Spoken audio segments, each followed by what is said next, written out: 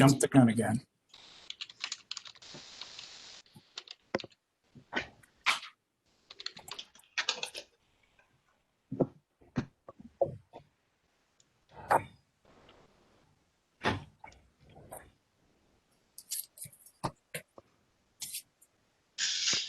Okay, we are now live streaming. The meeting is being recorded. You may begin. Thank you, Roger. Now call the regular meeting of the Board of Stonington Police Commissioners together. Excuse me. Call the meeting to order. Please stand for the Pledge of Allegiance. I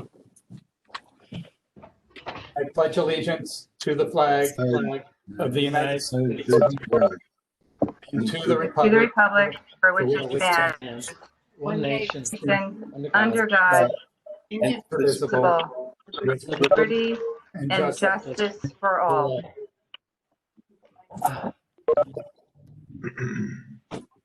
Thank you, Roger.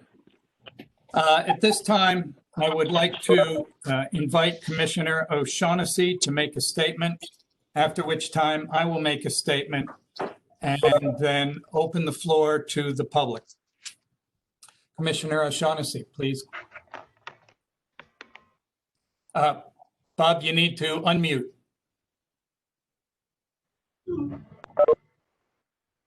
There you go. You should be. Okay, sorry about that, Harry. The Board of Selectwomen at their recent meeting suggested that the public get to know me as a person rather than through social media postings. I came to Connecticut as a result of my service in the United States Navy, where I served as a hospital corpsman at the SubMed Center in Groton, Connecticut. After being released from the service, I became a Connecticut State Trooper and served there for almost a quarter of a century. While in the state police, I had a number of assignments. I worked undercover. I was a road trooper, worked on the bomb squad, tactical unit, and underwater recovery, just to name a few. I retired as a captain, being the deputy CEO of the Eastern District of Connecticut. Upon retiring, I went into the private sector and went to work for the Hartford Insurance Company, where I managed an internal affairs unit for doing investigations both here in the United States and abroad. I've lived in Eastern Connecticut for over 50 years and have resided here in Stonington for almost 20 of those years. I've always felt it was important to give back to the country, the state, and the community into which you live. I've served as an area director of Special Olympics, been on boards and committees of the American Cancer Society, the 100 Club of Connecticut, the Sergio Franchi Music Foundation, Mystic Aquarium, and Waterford Country School. Besides being on this board of police commissioners, one of my most rewarding volunteer area has been the gift of mobility, which is Phil Pervone's manner where we pick up used wheelchairs and give them to people that can't get them in any other way. Recently, I reposted some commentaries regarding the extreme tenor of today's environment on my personal Facebook page. I shared those posts considering only the broader message, which I believe spoke to the political divisions across our country. I have now come to see how many statements within these posts are hurtful to people, and they would never have any intention of disrespecting. And I apologize for making those postings. I feel very bad about the backlash these postings have created for our community and for the men and women of the Stonington Police Department who put on the uniform every day to protect our community.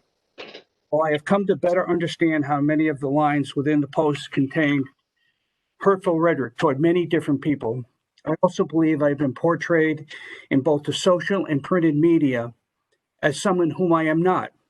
I've had the pleasure of having a diverse group of friends and colleagues over the years.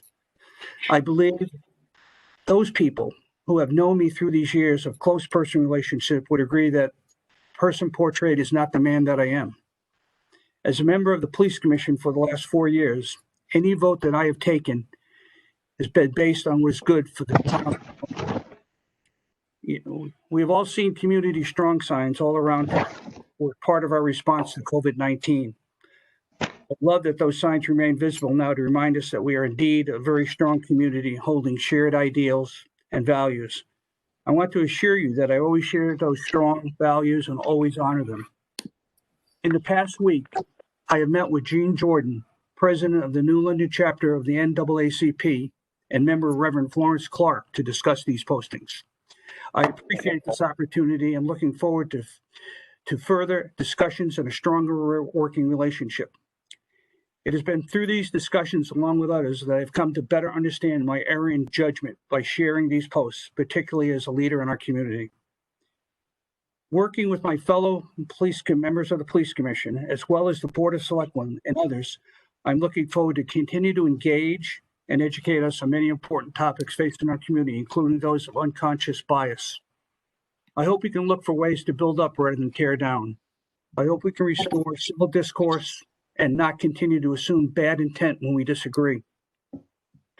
Our country is founded upon the ideals that each of us can express our thoughts and feelings freely and openly in order that we may work together to find common solutions to difficult issues. We need to restore an open and honest dialogue to better serve our whole community. Today, we stood for the Pledge of Allegiance. The final words in that pledge is liberty and justice for all. I certainly believe in social justice for everyone. I would like more than willing to meet with anyone who would like to discuss my work on the Police Commission, as well as moving our community forward. Thank you very much for allowing me to make this statement. Henry? Thank you, Bob. I'd like to make some statements myself. Commissioner O'Shaughnessy has told you about himself and has invited anyone who would like to share additional thoughts and conversations, the opportunity to sit down with him on a one-to-one discussion. The town and the country are moving into a new era of social and cultural awareness. And not everyone makes the journey at the same pace or looks at the evolving norms from the same place. The Stonington Board of Police Commissioners does not condone discrimination, whether it is in the press or in the social media, nor do we believe it is constructive to make disparaging remarks of someone due to their race, religion, sexual orientation, immigration status, and how an individual. Change is seldom easy or a comfortable process. We can do better as a town, as boards, as commissions, and yes, there's always room for improvement in our own personal and professional lives. The way to affect change is not to vilify on social media or the press the people that you do not agree with. If you want to make a change, get involved. Sign up for boards and commissions and steer change from within. How and why organizations operate the way they do. Board of Police Commissioners would like to follow up on what was proposed by the Board of Selectwomen at their last meeting. Specifically, that all boards and commissions and leadership positions throughout the town of Stonington engage in sensitivity and bias training. We can move forward in good faith to gain better understanding of individual differences and embrace the value of diverse community. Board of Police Commissioners supports a proposal to codify a town-wide code of conduct. What may be thought of as acceptable practice or behavior to one person may be offensive to others. Now, we're not trying to regulate behavior or stifle free speech, but to make people more aware of the impacts of one's words and actions. This is an essential first step in effecting change that will benefit the entire community. Stonington is ahead of many communities. In 1974, the Board of Selectmen formally detached the Police Commission from its operating chain of command in order to depoliticize the running of the police department. While applications for people who wish to join the Police Commission, applicants are interviewed and appointed by the selectmen, we are an independent civilian operating oversight board. Rather than having a single commissioner oversee the hiring and the firing, the management of property, equipment, and budgetary matters. We are a commission of 5, and the chair only gets to vote to break a tie. I thank you for your attention and will open the floor to comments from the public on any matters not otherwise on tonight's agenda. To be recognized, please dial *3 and you will be picked up by the web operator. I ask you to limit your comments to 2 minutes, after which time you should hear a tone, a warning tone. I expect there will be a lot of comments and input. And as always, this is a public forum and we do welcome your thoughts. So with that, Roger, would you please acknowledge the first person? Okay, people are starting to raise their hand now. I'll give them one moment here.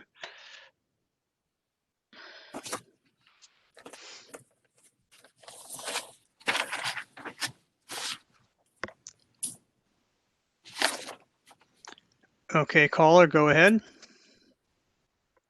Thank you. It's Ben Tamsky. Can you hear me? Could you Yes. speak up just a little? Yeah, it's Ben Tamsky, 5 Edgemont Street, Mystic.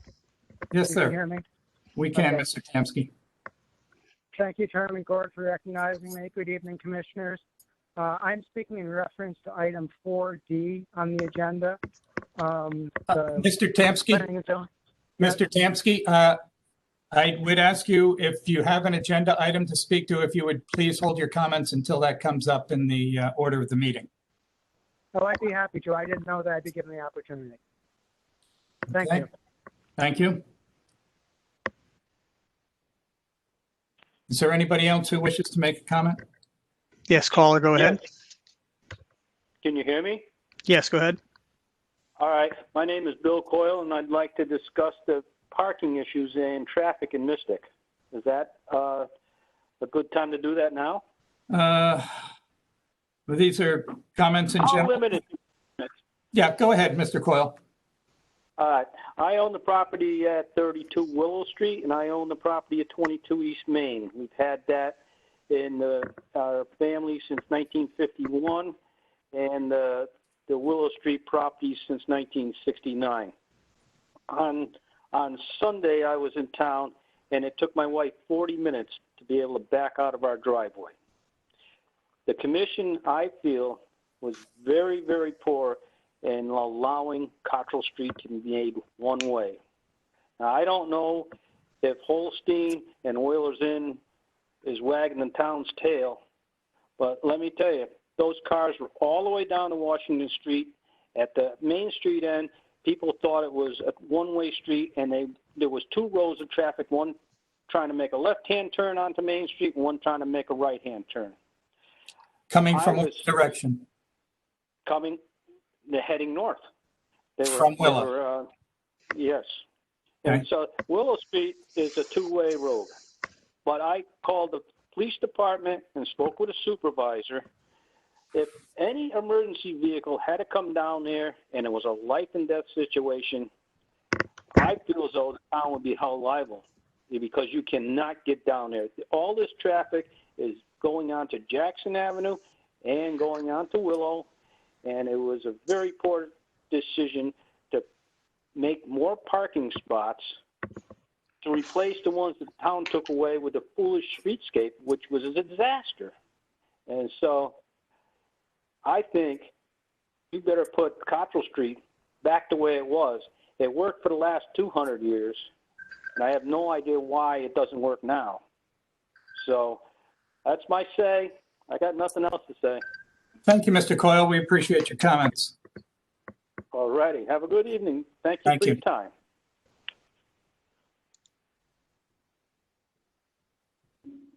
Okay, call-in user, go ahead. Yeah, hello. Yes, Yeah. go ahead. Hi. Hi, this is Martha Crum from Willow Street in Mystic. And I had a comment on the, the issue of the postings, the Facebook postings. I'm actually quite concerned about them, apologies notwithstanding. what's interesting to me is that I think this raised a larger issue of accountability. I was surprised that the council, the selectmen said that they actually did not have authority over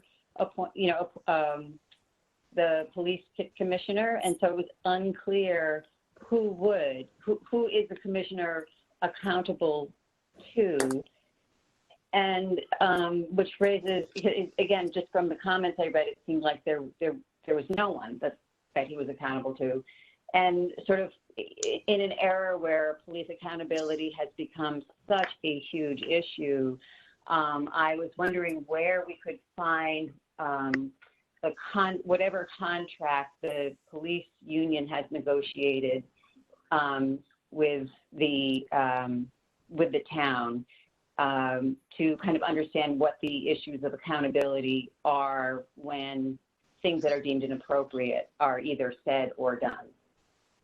Right. Okay, Martha, thank you for your comments. The police union is completely separate from the police commission. The two are unrelated. The legislation that created the police commission did not make any provisions for a change in management, if you will. We have 5-year terms we rotate through, some exceptions being filling a vacancy. So we are accountable to the people ultimately. Okay, hold on one second here. We have a couple more callers who want to speak. Go ahead, caller. Yes, hello. Can you hear me? Yes, go ahead. Yes, this is Glenn Cox, and I own 2 properties, one at 35 Willow Street and one at 37 Willow Street. And I'm calling really with some safety and supportive information for Mr. Coyle's statements in the beginning of the meeting here. Yes. One is that what I'm starting to see is that there's a lot of large trucks, food trucks, beer trucks coming down Willow Street from Route 1.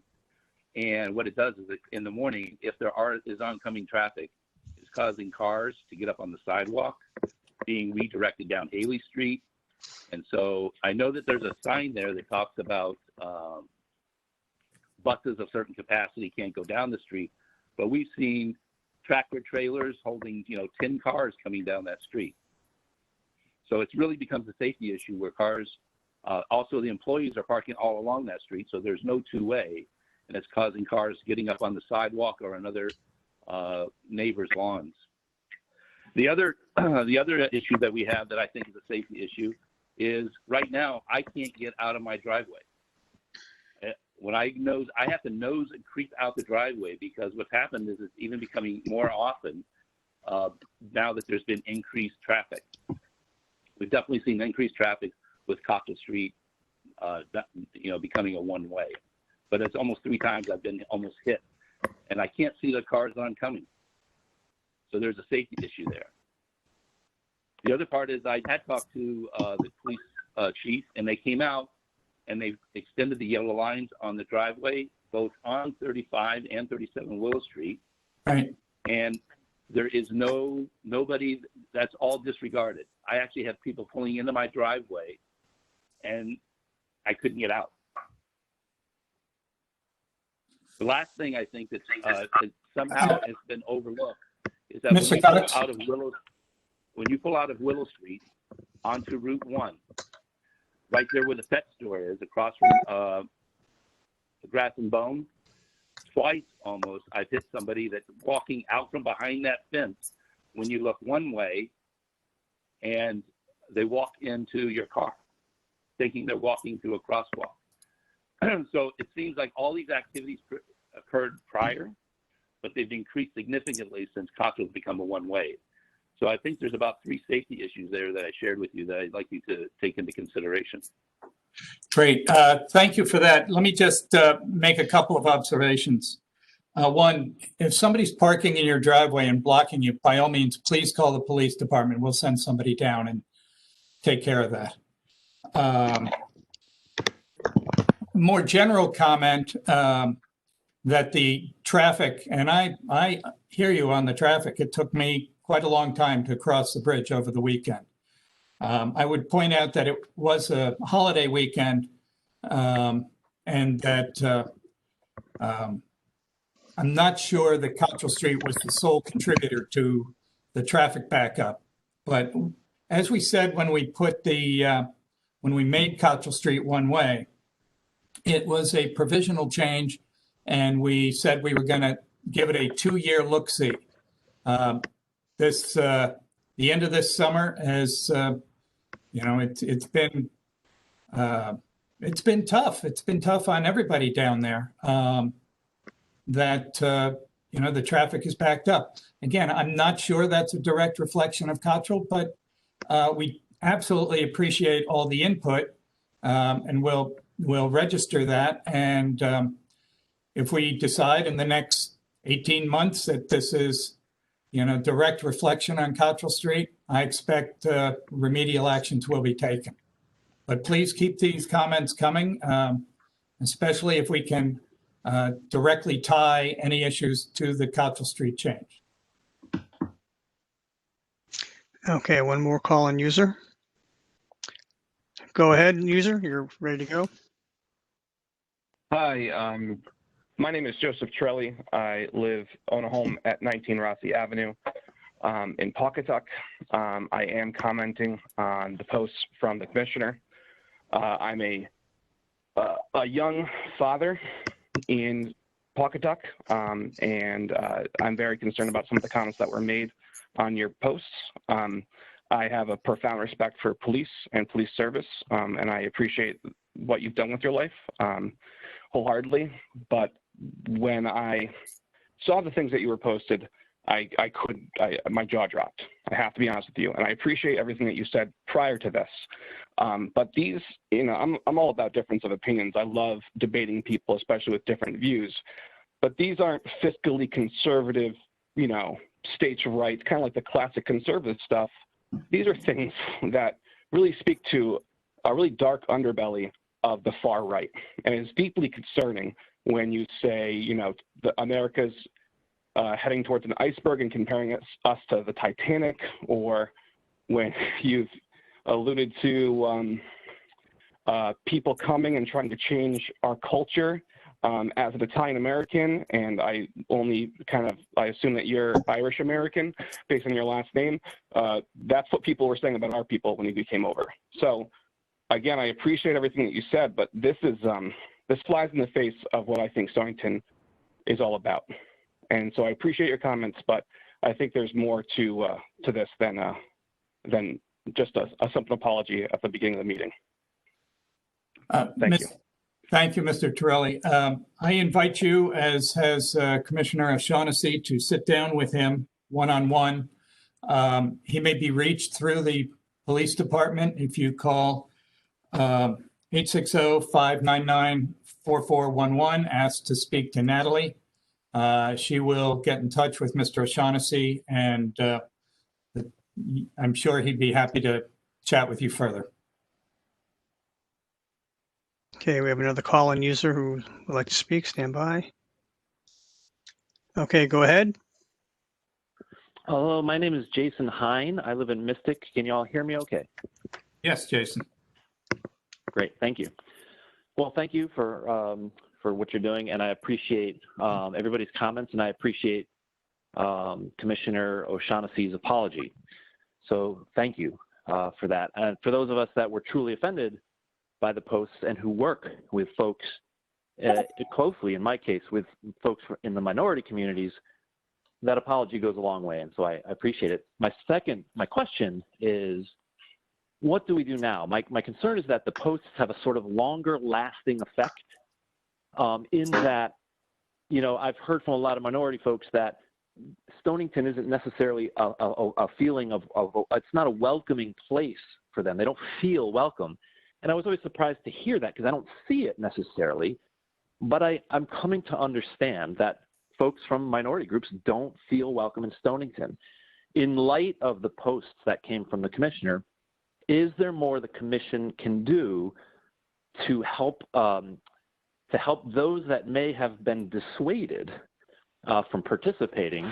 Are there ways that we can do some more outreach or work to get minority members involved in the commission's work in the future, so that we invite more people to participate and work with the town? And that's my question. Thank you. Thank you, Jason. So I would say that you make some good points. And as I said in my remarks, everybody is invited to participate. Town welcomes, thrives on volunteer participation in committees and boards.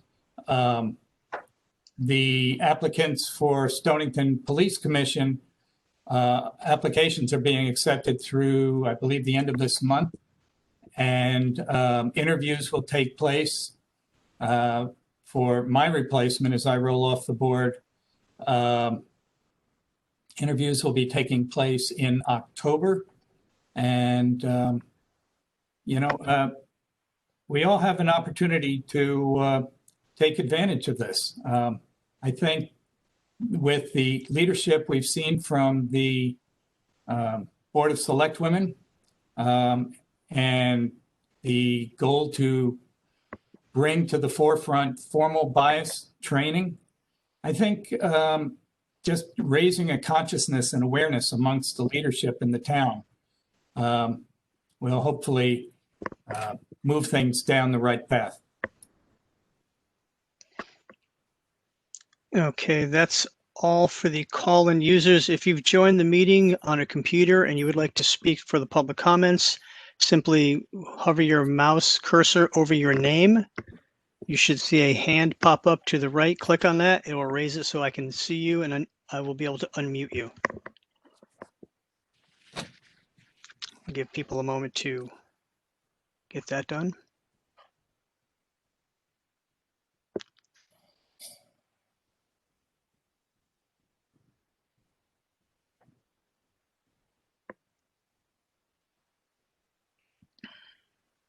Okay.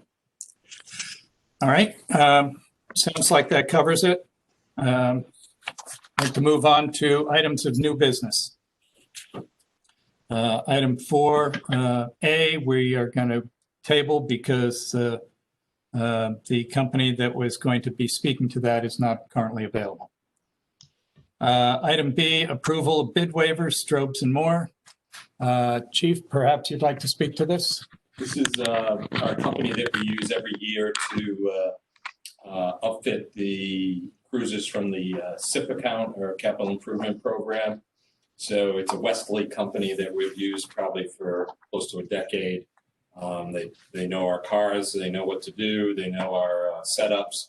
And so this is obviously their quote or bid for that.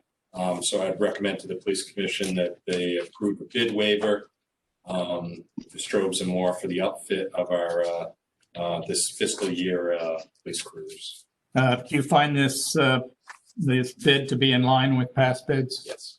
Okay. So Lieutenant Schneider does all the, he's our fleet manager, and he works closely with them on a variety of different items to ensure that they are set up in a very professional way. So they do a nice job, very nice job. Great. Thank you, Chief.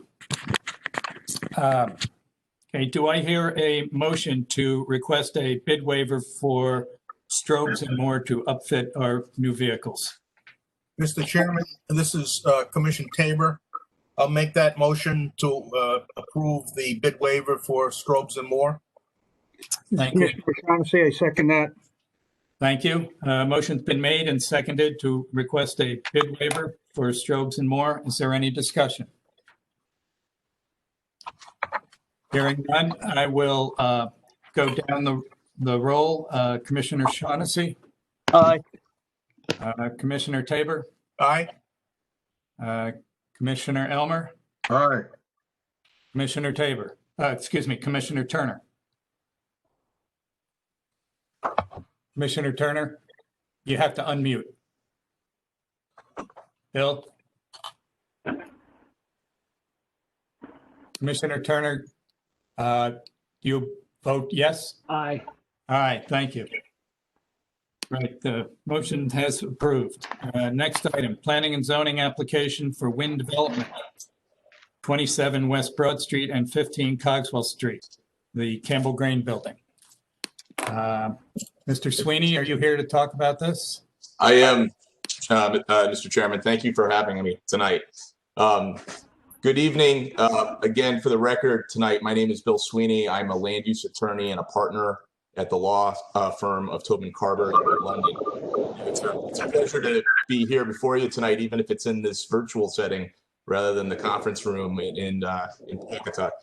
I represent Wind Development Company LP, which is the development arm of Wind Companies, a private family-owned regional housing developer that's based in Boston, Massachusetts.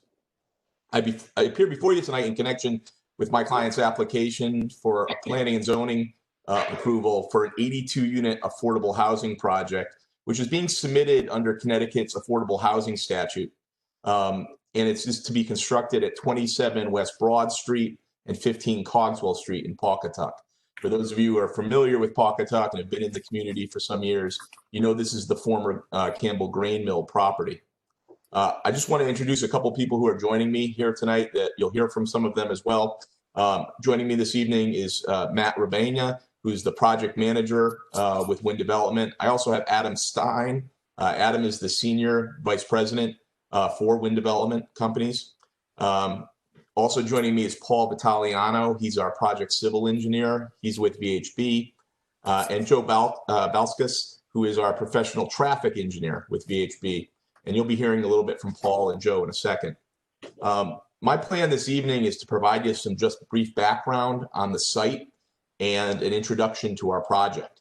Mr. Vitaliano is going to walk you through the site plan for the project. He's going to focus on the project layout, the access points, circulation and proposed traffic patterns, our parking, and some of our more important on-site amenities. Mr. Balskas, who has completed a traffic impact study for the project, he's going to discuss with you some of the anticipated traffic generation from this project, but he's also going to share some proposed off-site traffic improvements that we're going to be making along West Broad Street, and we'll be constructing subject to DOT approval. As I mentioned, this is an application that's pending before the P&Z Commission, and it's actually scheduled to be heard next Tuesday night at that meeting, again on this virtual setting. So we certainly would appreciate your comments and recommendations to the P&Z Commission this evening. As I said before, this site is the former site of the historic Campbell Grain Mill complex. That property was damaged severely in the floods of 2010, and it was subsequently partially deconstructed, and then it was ultimately demolished in 2016. Could Paul Vitaliano, Paul, can you put up the existing conditions plan? You have the ability to do that? I will try. Great, thanks.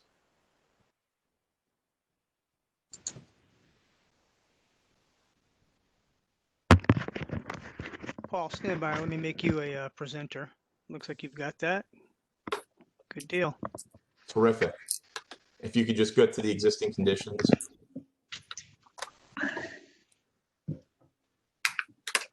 Just give it a second to load in. Appreciate your patience.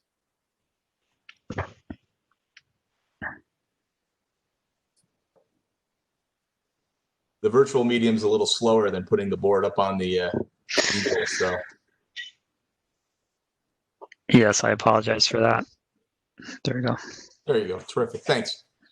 So you can see the site that we're working with is outlined in blue on the image in front of you. And I know some of you may be on phones and can't see this, but for those of you who are dialed in with the screen, you can see the property that we're working with. The existing property is currently vacant. All that remains are the foundations of the old mill building, and there's a small accessory garage that's on the property as well. There's actually two parcels of land together. They're just under 2 acres in size. The direct access to the properties is off the end of Cogswell Street, right near the Pawcatuck River. We also do have an access easement, and I know Paul and Joe will talk about that a little bit, out over adjacent property out to West Broad Street, between sort of the building with the tattoo parlor and the donut shop. For those of you who are familiar with the site, you know that it's really tucked away behind the other buildings along West Broad Street. It's adjacent to, and just from topography, it's below the Amtrak rail line. You can see the Amtrak rail line sort of just to the west of this. North is to your right on this picture. You can see sort of downtown Westerly across the river as well. The property is also on the Pawcatuck River. It's got about 240 feet of frontage on the river. It's pretty steep. There's some retaining walls that actually hold up the banks in that area. If you've been out there, if you've driven by it, you know that since the mill, even before the mill came down, but certainly since the mill has come down, it's a blighted property. It's underutilized. It's not productive. And it really doesn't do anything to support the surrounding neighborhood. So this property, as a result, was actually identified as by the town itself as a priority economic development opportunity. And Dave Hammond and the Economic Development Commission actively marketed this property for redevelopment opportunities. And that's how Wind Development heard about it at first. It was one of the things it was marketed for was the possibility of developing some affordable housing opportunities on the site that could support the businesses of downtown Pawcatuck and help them recover and grow. My client, Wind Development, specializes in what we call mixed income, inclusive residential developments. They do build these throughout New England, and they became interested in the property based on the marketing that was done by the Economic Development Commission, and we actually have it under contract today with the current owner. The proposed development itself, perhaps if we can go to the proposed board, give it a second to load in as well. I know Paul will be using this diagram in his presentation.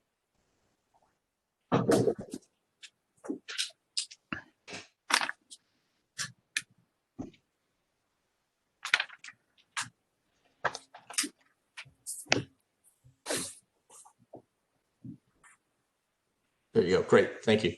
The proposed development itself is comprised of a 5-story apartment building. It's 4 stories of multifamily apartments built on top of a parking garage. And that structure is built into the grade leading up to the Amtrak railroad. So we're actually building the building into the hillside. That actually does a lot to sort of screen its view, and it actually uses the site's topography to our benefit. It's in a similar location as the old mill building. It's a little bit longer, and it has a similar mass. We've got 92 parking spaces serving the project. We've got parking in the parking garage beneath the building, and then we have some surface parking in front of the building. And Paul will talk a little bit more about that too. We've got a lot of indoor amenity spaces in the building for residents, but we also have some outdoor spaces as well. Along the Pawcatuck River, we've got a sort of a green passive open space area, and we're going to be giving an easement to the town of Stonington as well, so that there are plans that we understand in the works to build or develop some type of river trail or river walk through this property up to the circus lot on the other side of the tracks. So we're cooperating with the town in providing the necessary easements for that. As I mentioned before, and before I turn it over to Paul, just a little bit more about the project. This is what we call a mixed income project, and that's pretty different than a lot of sort of the traditional so-called affordable housing projects that you may be familiar with or may have been fairly common in the past. In a mixed income projects, all of the units inside the buildings are of the same quality. They have the same furnishings. There's no differentiation between the units, but only a percentage of the units have income restrictions on them. The remainder of those units are actually leased at market rate. So you've got a mix of sort of affordable units and market rate units in the same development in the same building. Just to give you a sense of what we're trying to do, today the average median income, which we sort of abbreviate to AMI, for a 4-person household in the Stonington area is about $91,800.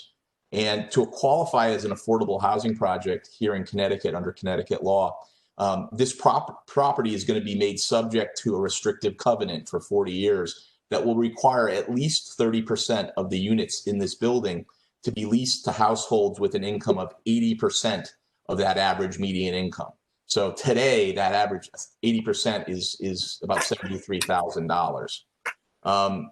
Wind Development intends to utilize federal low-income housing tax credits to actually finance the development. They get those credits through an application process with the Connecticut Housing Finance Authority, and we're working on an application with them this fall. And in connection with this application for the tax credits, we're proposing that 70% of the units in this building will have some income restrictions, but 30% of the units are going to be fully market rate, fair market value leases as well. And from our perspective, this mixed income approach doesn't only just garner us the tax credits we need to make the project a reality, but I think this is maybe the most important thing about the project, and why the community and why the town has been so supportive of it. Creates a truly diverse and inclusive project. It provides reasonably priced rental apartments, and I think anybody who has children who are moving out of the house and looking for housing know how hard it is to find reasonably priced, affordable housing in Stonington. It's going to provide those apartments into the marketplace. It's going to be apartments that you can be a professional, you can be a working class resident, you can be elderly, you can be a younger person that's just starting out.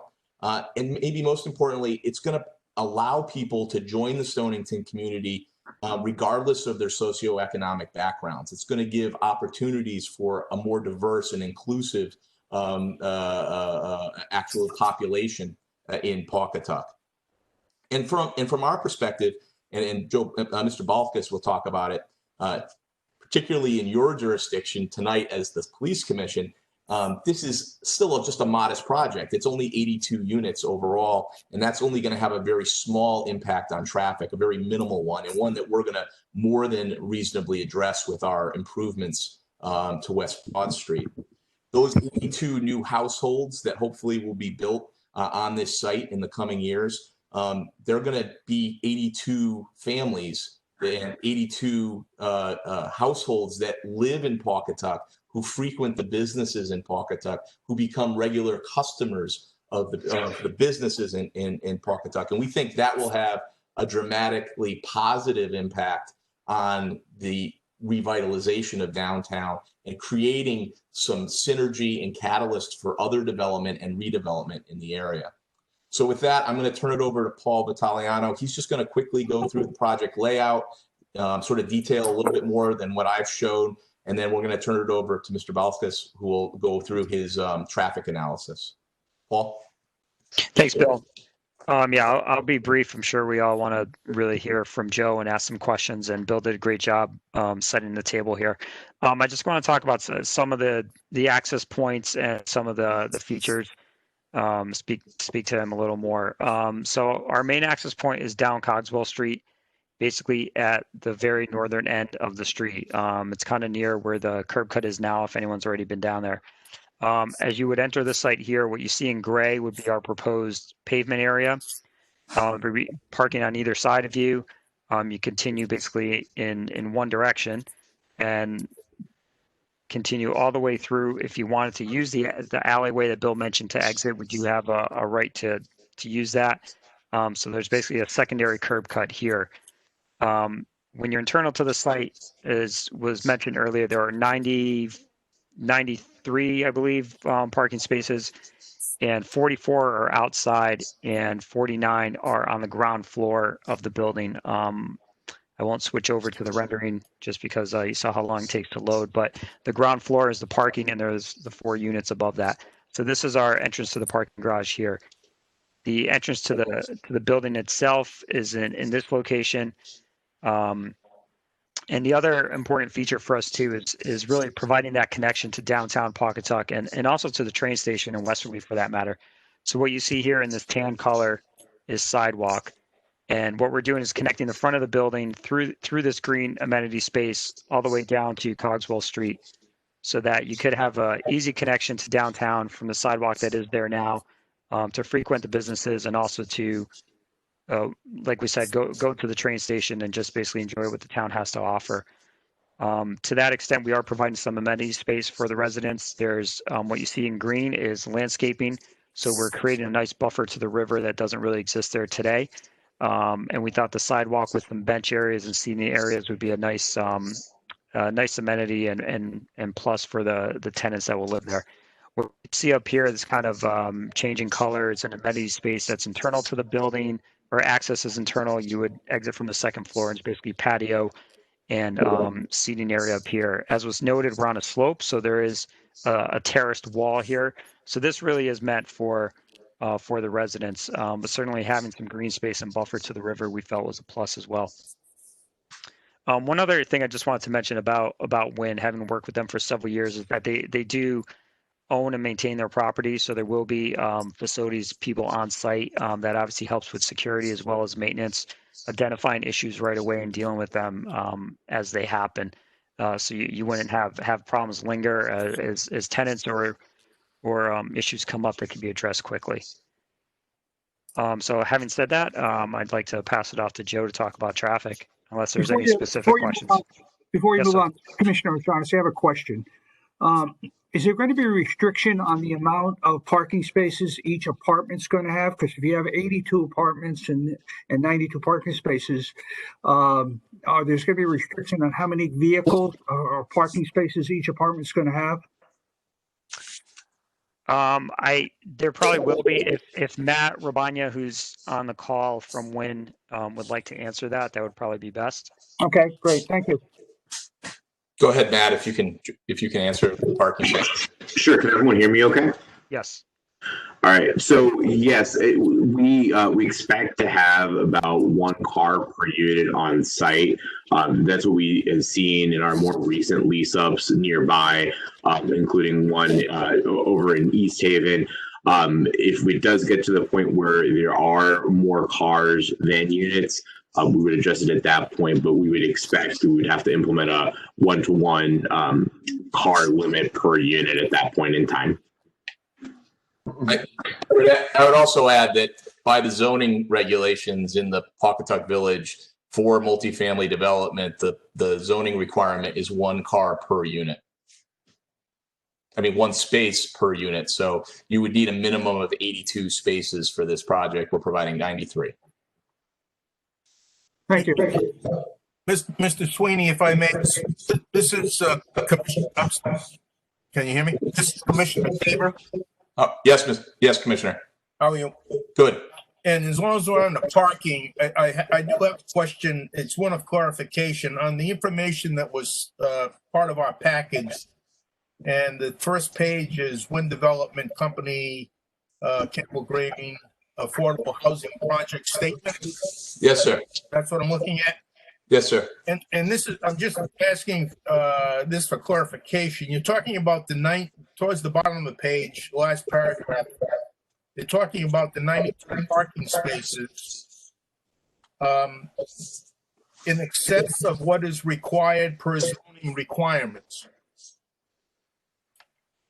Right? Yes, sir. I see that section. Yes. Okay, but on the next page, it says, let me find it now. One of the zoning regulations that does not comport with is the parking location. So I'm confused as to why one says, well, to me anyway, says one thing and one says something else. Sure. So the actual number of parking spaces we comply with. What we don't comply with is the location of the parking. In the PB5 zone, you're not supposed to have parking in front of your building, and we have parking in front of our building. So the configuration of the parking is not compliant. However, this is submitted under Section 8-30G of the Connecticut General Statutes, which is Connecticut's Affordable Housing Appeals Act. And therefore, under that section, we are not required to comply with every zoning regulation. In fact, we could theoretically propose less parking spaces than what's required if we chose to do so. The state has set up this system to allow flexibility in the zoning regulations to encourage and allow these types of projects to be built in communities, because the legislature of the state has decided that this is a priority here in Connecticut to build affordable housing. So there are a couple things. For example, as I said, our density, the number of units we're proposing, is actually more than you would typically be allowed to build on this site. I think another thing, our building is, I think, 2 feet taller than the maximum height that you're supposed to be able to build on this site. However, because we're applying under the Affordable Housing Appeals Act, we're able to not comply with those requirements and still get an approval and build the project. So we've met the number of the parking spaces. The only thing that we're not compliant with in that regard is the location of the parking in relationship to the building. Does that make sense, sir? It does. It does. And one other thing, and this is not meant as any criticism of the project, because I'm at this juncture neutral about it. I will have a question about tax generation subsequently, but seeing that you utilize that 8, and this is again for my edification. Sure. In the presentation, a number of spots you refer to that 8-30G as, you know, kind of the rationale to get projects constructed relative to zoning issues. Correct, sir. But that's not automatic, though, is it, Mr. Sweeney? No.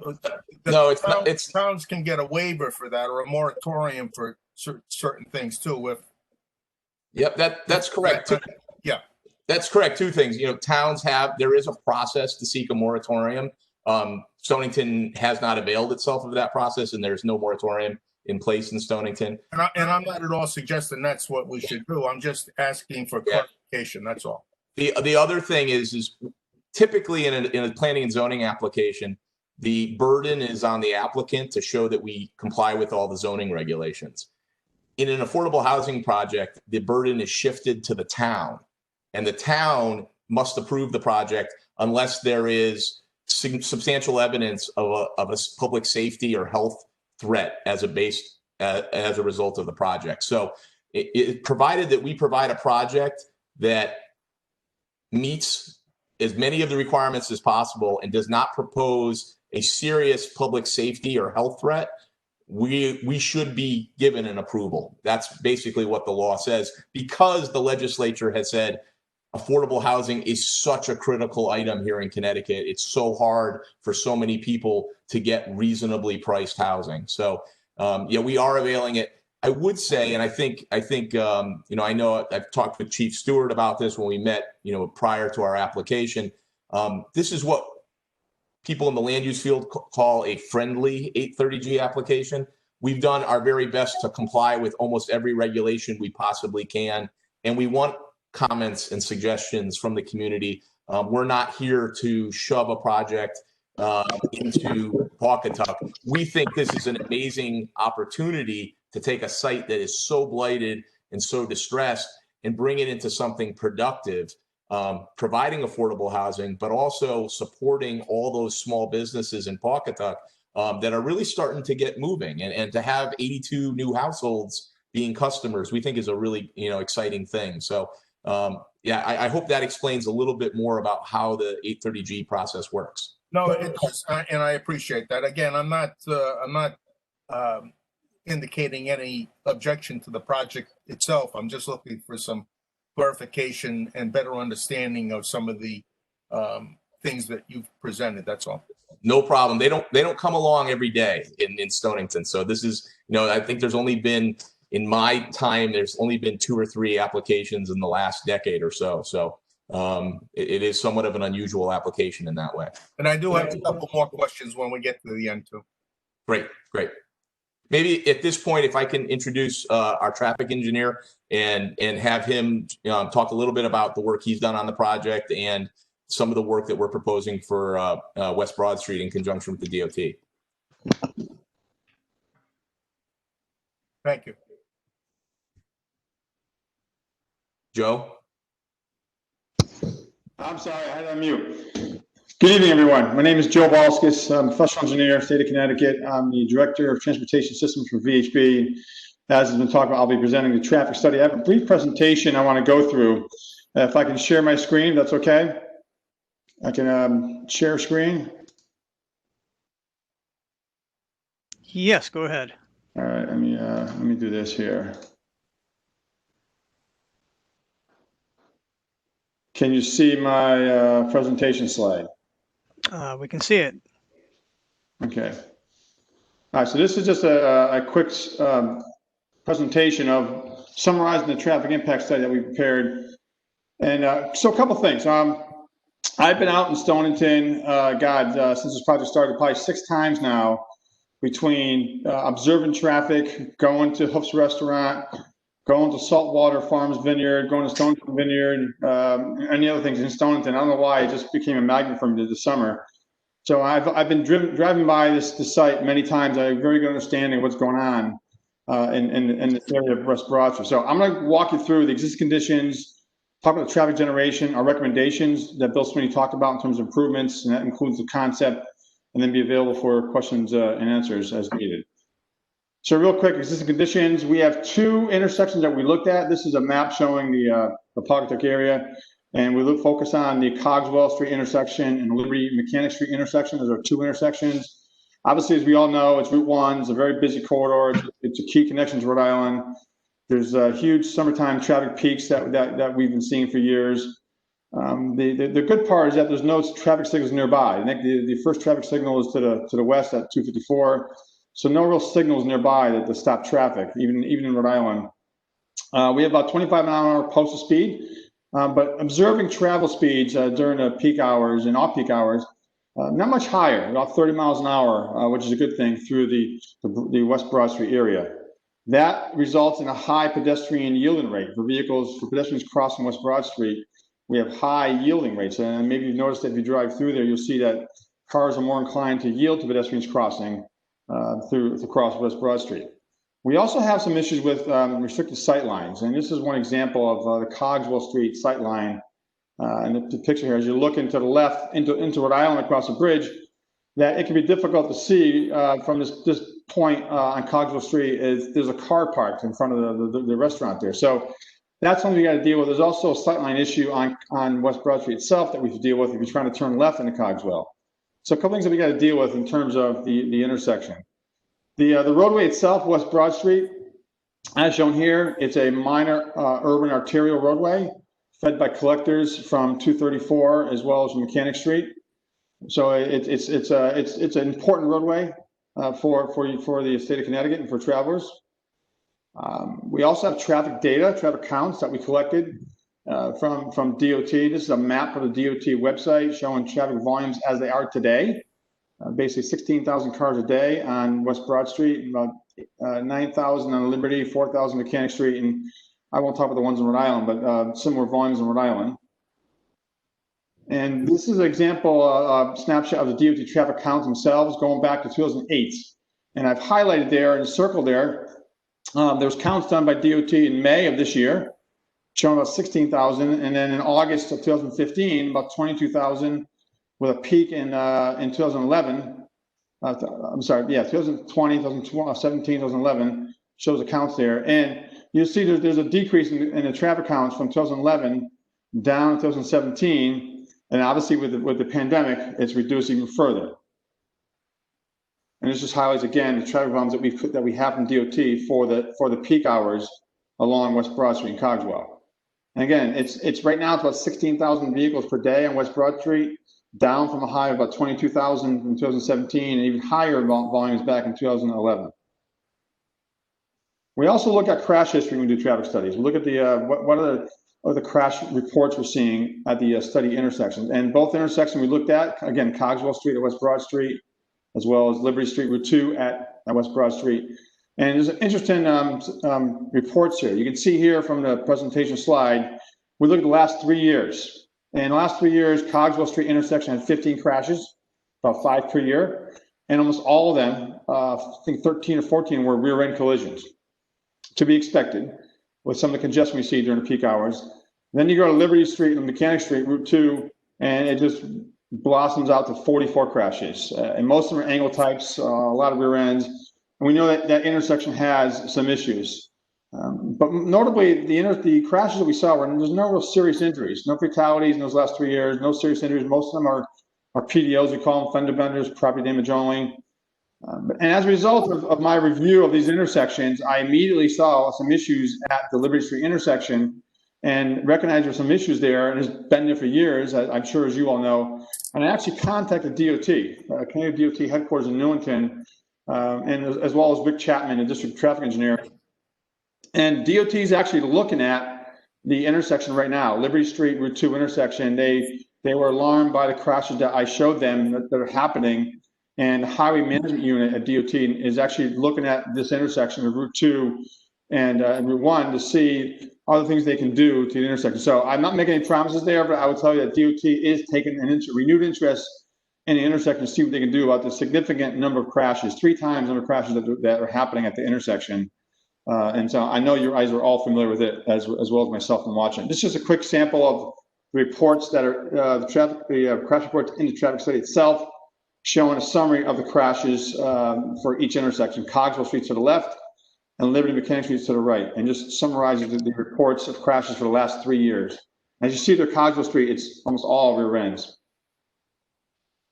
Next thing we look at in terms of traffic studies is traffic generation. We talk about this being affordable housing, multifamily housing, and we use the ITE trip generation manual. A copy of that is shown on the slide here. It's a state of Connecticut Office of State Traffic Commission, administration approved methodology for traffic generation. So OSTA, you may be aware of, they are the authority of traffic control in Connecticut, and they approve of using the trip generation manual for traffic generation. And that's basically a manual you may have heard of that's had thousands of studies of land uses over the course of the last 30 or 40 years. And for residential, they have several land uses that we could look at and we can utilize for a trip generation for this project. And although they have affordable housing there, you see that there's only been two studies that have been done for affordable housing. So we did not use that. And so we use actually multifamily housing for mid-rise for this project. And that's one that has the most amount of data that we can use from across the country. It's actually conservative because we actually know that affordable housing usually has less traffic generated than multifamily housing. So we're doing a conservative analysis, but just want to point out to you that we're using approved trip generation methods for this project. What does that all mean? Basically, that means here, this is rather the report itself. This just talks about the traffic generation. It's table 2. And as you can see here, we're talking about in the peak hour. Now we're not talking 7 to 9. We're talking about the peak hour, maybe 8 to 9 and 4 to 5. We're looking at basically 30 trips being generated. So basically 22 cars leaving the site in the morning and 23 entering the site in the afternoon. And you may say, well, Joe, there's 82 units. Doesn't make sense. They don't all leave at the same hour. No one leaves. They don't all exactly leave in the same hour. So it's spread out over several hours. But the peak hour that we look at, we're looking at 29 vehicles entering and exiting the site during the morning and 36 in the afternoon. And that compares to about 1,600 cars in the peak hour on West Broad Street. And the daily traffic generation, about 400 cars, that compares to 22,000 cars that we see on West Broad Street pre-COVID. And where's all this traffic going? Where's it all going to? Are they all going to the beaches? Are they all going to Providence? Are they going to Mystic?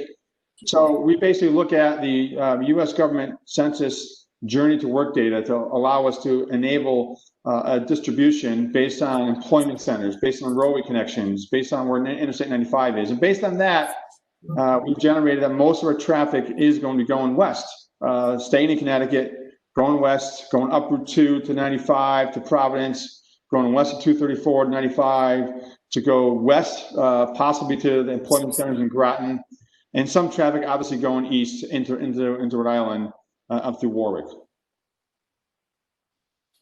And then we do capacity analysis. And again, this methodology is approved by OSTA. It's based on the Highway Capacity Manual. It's the industry standard for doing capacity analysis.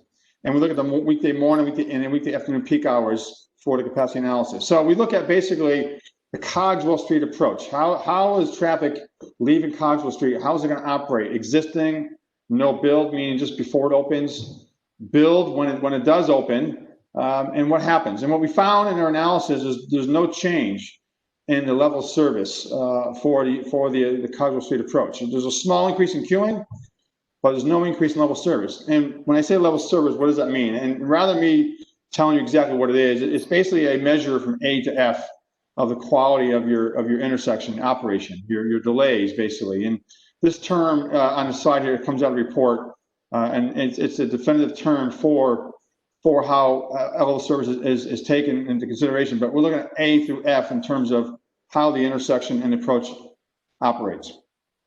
So what does that mean? So the concept plan we developed, we know there's a need for addressing the existing conditions sightline that's on Cogswell, turn into Cogswell and turn out of Cogswell. There's some left turn difficulties as a result of that. We also want to reduce the crosswalk length because the crosswalk length is pretty long across West Broad Street. So we can reduce that.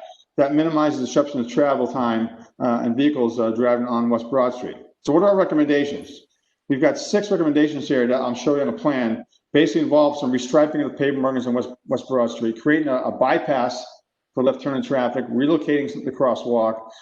As a result, adjusting some of the pedestrian ramps, adjusting the parking, but no net change in the parking, as well as a stop bar in Cogswell. And so this plan here is basically a survey plan, engineered plan that we developed that shows the heavier lines are what we're proposing to do. And if I can show you real quick, the faded lines here are basically your center line you have right now of Cogswell. I'm sorry, West Broad Street at Cogswell. Here's your crosswalk here. Here's your crosswalk here across Cogswell and your stop bar. And what we're proposing to do is basically restripe this section of West Broad Street through this area here, remove this crosswalk, put it over here, and you can see it's shorter. We gain about 8 or 10 feet of crosswalk. We reduced it by 8 or 10 feet. And maintain our on-street parking, reallocate it, so there's no parking at the new crosswalk location. And what that gives us is some more room to work with, that you have 18 feet. So a vehicle that pulls up here to turn left into Cogswell, you can bypass that vehicle instead of being stopped right now, which is what happens now. You're basically stopping with that vehicle to turn left with the oncoming traffic from Rhode Island. So that just is one point. The other point is that we're looking at bringing the stop bar, bringing the traffic in Cogswell closer to the intersection so that they can improve their sight line looking across West Broad Street into Rhode Island. And that allows a better ability to see the gaps in flow, to be able to make that left turn, a safer left turn out of Cogswell by doing that. And that's the plan. This is just a picture that we included in the actual traffic impact study itself, showing the improvement that we had. And this just shows, it's very similar to this one. This is the engineered plan. This is the actual picture just showing you can see in real time what it's going to look like in terms of the restriping. I also want to point out too, we're looking at reconstructing a couple of the handicap ramp here, as well as here at the corner. And we're going to remove this ramp that's here today and put a new ramp over here. By doing that, we're going to keep this tree, maintain the tree here, and move a catch basin by doing it. So again, by providing these improvements, we're restriping West Broad Street to allow for a bypass of the left turn vehicle, and therefore encourage through traffic flow without stopping it. And then also a reduced crossing walk distance for pedestrians. And finally, we are keeping the police department has, as you know, on-street parking right here. We are keeping that space there for police parking. And I should also mention that we have submitted this plan to DOT District Office, Rick Chapman. He initially gave us his okay with it, but he wanted to defer a formal approval with the DOT headquarters. So they're looking at the plan as well. So what does that all mean? So in summary, we have some existing conditions at Cogswell Street. We're going to address those. We have low traffic generation of 30 cars in a peak hour. So basically, it's every 2 minutes, at most, we have a car entering or exiting the site in Cogswell Street. We're going to mitigate that low volume with the concept plan improvements. We're not changing level of service for Cogswell Street. And therefore, as we concluded in our traffic study, the traffic generated by this proposed site will not adversely impact traffic operations. And with that, I'll be willing to take any questions or comments you may have. Yeah, Mr. Balkus, this is Commissioner Tabor again. Yes.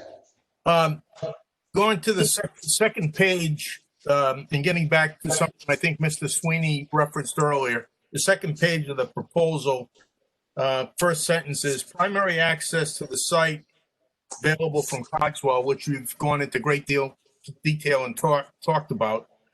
But it says also additionally over the access easement out to West Broad Street through the alleyway. Now, is the alleyway expected to be two-way? And if so, what are the sight lines? What's your projection, or do you have a schematic of what the sight lines are on exiting or entering on the alleyway? And how frequently do you expect that to be used? So my approach to the alleyway is that it's there. It's there, and it can be used by the residents that live and want to access that. So we're not proposing to change the alleyway. The sight line is tight, as you know, coming out of the alleyway, looking down towards Hoop's Restaurant. It is a tight sight line because it's the building corner's right there. But my approach was not to change that, because you can use Cogswell. I think Cogswell is a better way to exit the site and enter the site. Sure. But we were not planning on changing and altering the connection to the alleyway. We talked about adding a speed bump in the alleyway for concerns that may be raised by traffic in the alleyway, because it is narrow. But the plan was that such low traffic that we're talking about, if we're talking about a larger development like a pharmacy or retail that has 100 cars in peak hour, I might change my opinion on that. But I believe in allowing traffic to regulate itself. And in this case, I think the residents will use Cogswell Street. It's a better access point, but they could also use the alleyway, and we were not planning on changing that. But we can address some of the issues that we know of. It is narrow, and the sight line coming out of there is tight. But again, I think residents will leave the site with a more comfortable access egress, which will be through Cogswell. So it's just exiting potentially West Broad from the alleyway, but that is possible, although you're going to attempt to make some improvements such as you're able to do, given the limitations. Exactly. But they would be able to turn right and left. Again, we were not planning on changing the alleyway access. I mean, the alleyway right now is full access from West Broad Street. You can turn left in there, you can turn left out of there, you can turn right in there. So we weren't planning to change it. I do not think it's going to be a cut through. That's what you're getting to. I think it's going to be used intermittently. That's exactly what I'm getting to. Yeah, exactly. Yeah, I understand. I think the residents that are leaving the site will go down Cogswell, because we are doing improvements at Cogswell, and it's a simple right turn out of Cogswell. If our traffic was going left, then most of us going towards Rhode Island, might be a different situation. Might be looking at that could be a cut through, because instead of going left and waiting to turn left out of Cogswell, which we know is difficult at times, they'll go to the alleyway. However, the alleyway isn't as simple to turn left either. So I'm not so sure it would be a cut through. Again, I think it'll be self-regulating, and I think we provided improvements at Cogswell to address the traffic flow at Cogswell. I don't see people trying to cut through the alleyway to access the site and or to leave the site. My obviously concern is, one, the traffic, but also you're making great attempts on Cogswell to improve the pedestrian access. And as you know, because you've been there, if there's traffic exiting or entering on the alleyway, there is pedestrian traffic pretty heavy at times on the sidewalk. Yes. Yeah, it's not like any parking garage you may go to in a city, where you leave the parking garages and you got to go, you creep out because there's pedestrians in the city, whether it's New Haven, whether it's Stamford or even Hartford. That most parking garages, your sight lines are very limited, the sidewalk. So it's incumbent upon the driver, and you're driving slow anyway. You're creeping along in your parking garage to exit. This is similar. The alleyway's similar. I kind of think like a parking garage. You're coming down the alleyway. You have a building corner there. You can't see, so you're not going to come flying out of there across the sidewalk to get to West Broad Street, because West Broad Street is right there. So that's my approach to it. I know there may be some concerns about it, and that's why we thought about we could add a speed bump in the alleyway. If we can do that, that would help. But with the low generation of traffic that we're expecting, I don't see that as a major concern. But I think we can do something to address the concern that may be provided with a speed bump. You can also a sign. You can also add a sign saying, pedestrians crossing, sidewalk ahead. We can do that as well. We do that in some of our garages as well. If sight lines are significant, we'll do that. If I could just jump in for a second, Joe, too, is one thing I think it's important to remember is we don't own the alleyway. the alleyway is actually owned by the abutting property owner. So unlike the access on Cogswell that we actually have fee ownership of, our rights are subject to an easement. So, we have to be careful about what we can do in that easement. We certainly have the right to pass and repass, and our residents share that right.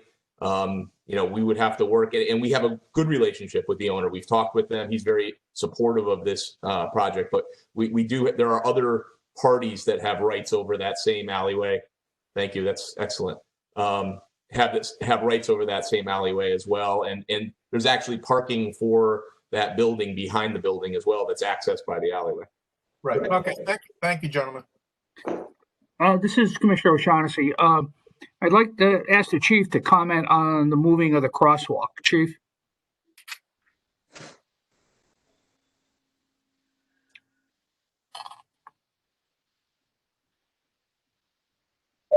I've created a sort of a corner there that a little concerned on the sight line of pedestrians coming out there.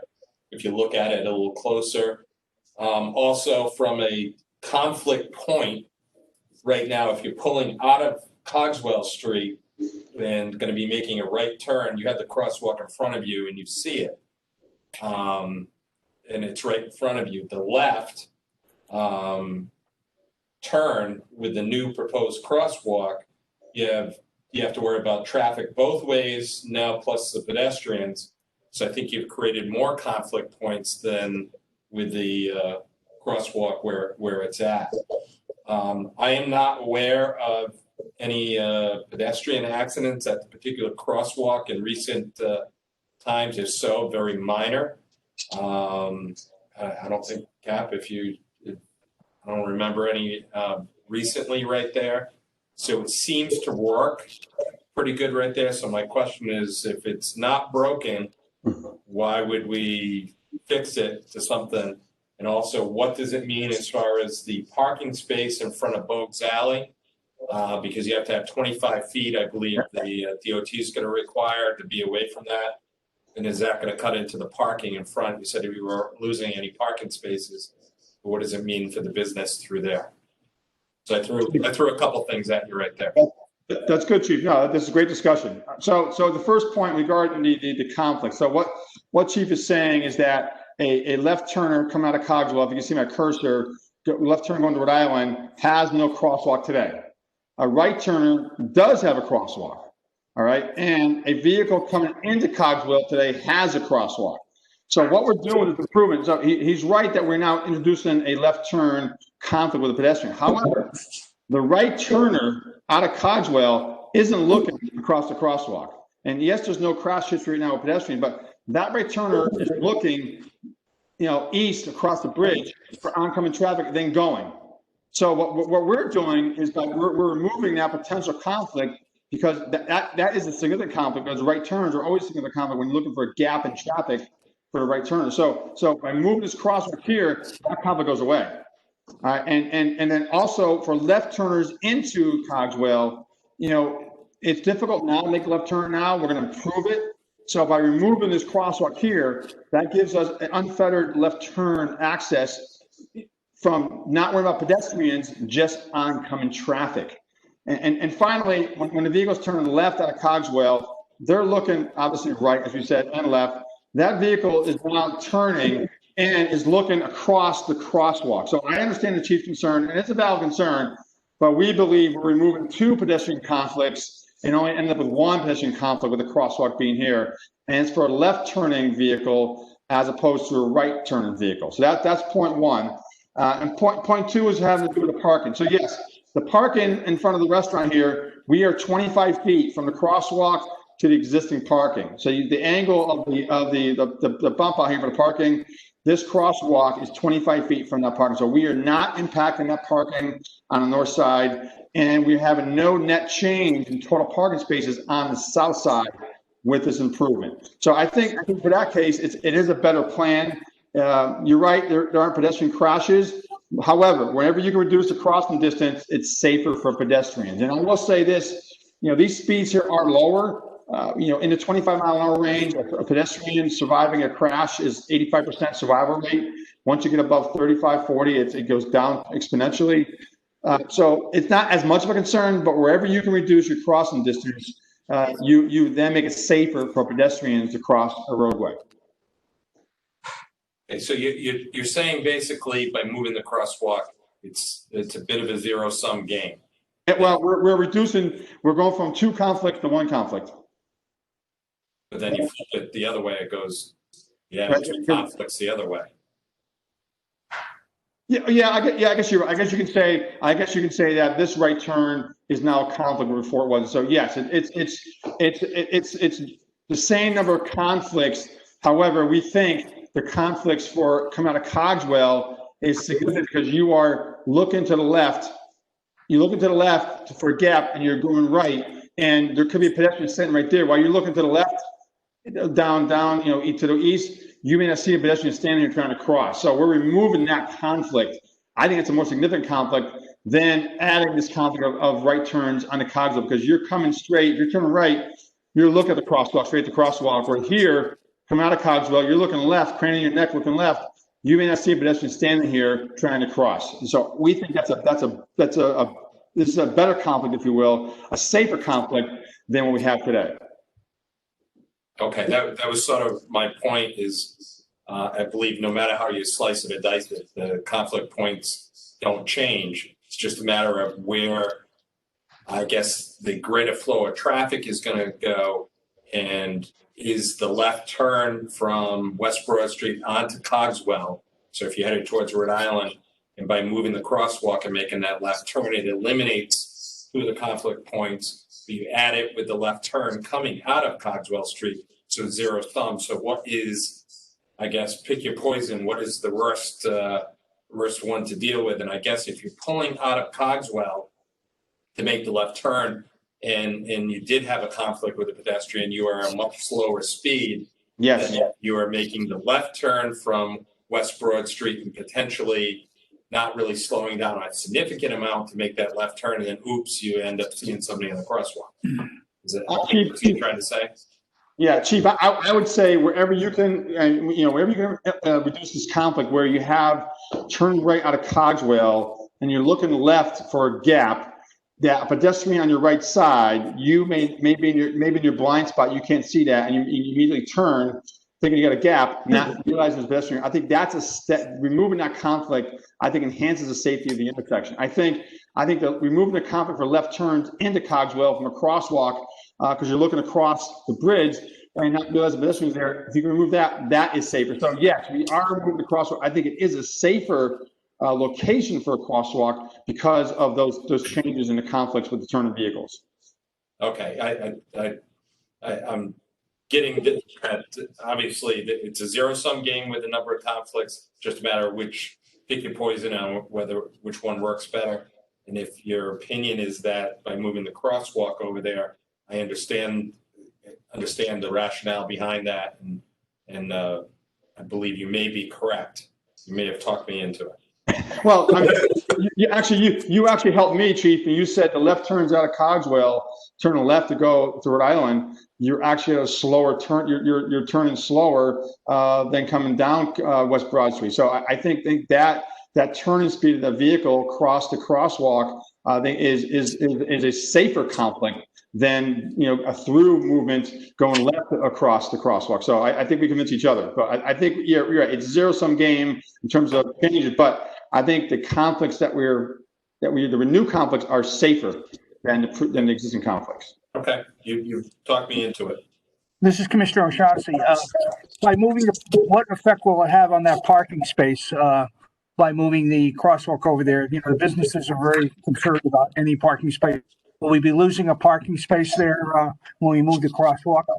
No, and that was the previous point by the chief. I basically the parking space is right here along the north side. There's no parking along this section here. It ends right here. So we're locating a crosswalk 25 feet from that parking space. So there's no change overall of any of parking, and we're keeping the police parking as well. So we're just reconfiguring the parking on the south side with the crosswalk location, but we're not removing any parking on the north side with the crosswalk relocated. Thank you.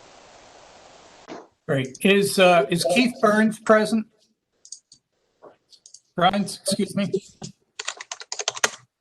I don't think so. I think you should be on. Roger, will you keep an eye open for him? Because I think he had some input here. Yeah, I don't see him on the meeting right now. All right. Mr. Sweeney, I wanted to ask about the plans for a bidirectional antenna, BDA, for this building. We found that new construction, as seen in the schools, for example, has, with the quality of the construction and the windows and so forth, we found that we lose communication when we go into the buildings. Yeah, actually, in our initial meeting with the chief, this issue came up, and we committed, we would look into it with him and work with him on that issue. I know that this is an issue on some of the bigger buildings that you have, and we're certainly open to discussing that with the chief. We've got, I think, Matt Rabanya might want to chime in, but it's certainly something that we're amenable to discussing with the chief and seeing if we can work with him on that. Yeah, that's right, Bill. Just to add to that, we frequently run into that, and all our projects, we tend to work in a lot of older mill buildings with thick masonry construction. So we're no strangers to the BDAs, and that's something we typically work with the local fire marshal while we're in the construction period to test the connectivity within the building once we've built it, and if it is an issue, we do install BDAs to make sure that there is that communication with the fire department in case of emergency. I raise this because we heard similar promises to keep an eye on things when our schools were built, and lo and behold, we get down the road and it was a disaster trying to communicate, and it cost the schools a ton of money extra for having to go in and retrofit after the fact. I think it's to everybody's advantage. You can make accommodations for a BDA during the construction process and do your testing as the construction is in progress. I think it's a very reasonable comment, and it's certainly a comment that I think is appropriate to send to the Planning and Zoning Commission if you had comments on the application tonight.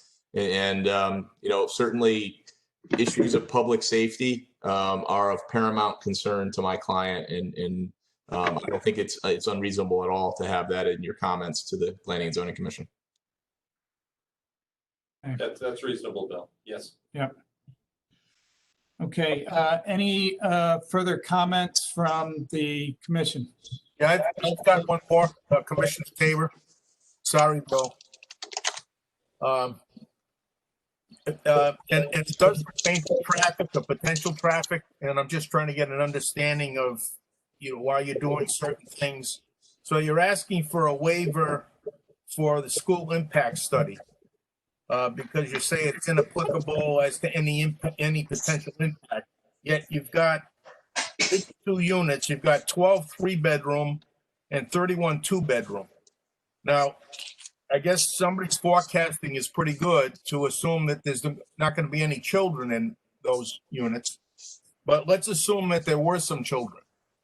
Where would the school bus stop be, and how would they navigate the picking up and discharging the students if there were any? Apparently, there's not going to be any based on your asking for the waiver, but just again asking the question.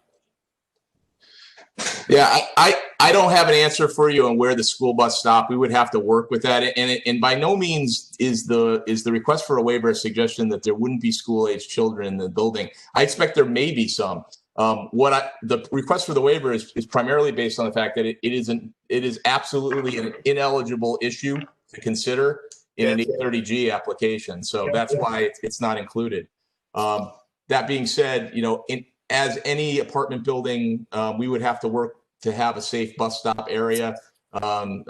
selected on the site. We have turning radiuses through the site. I'm not suggesting for a moment that a school bus would come in, but there are residential units in downtown Pawcatuck right now. Yeah. In fact, across Cogswell Street, we have a number of residential condominiums, which could have a child as well.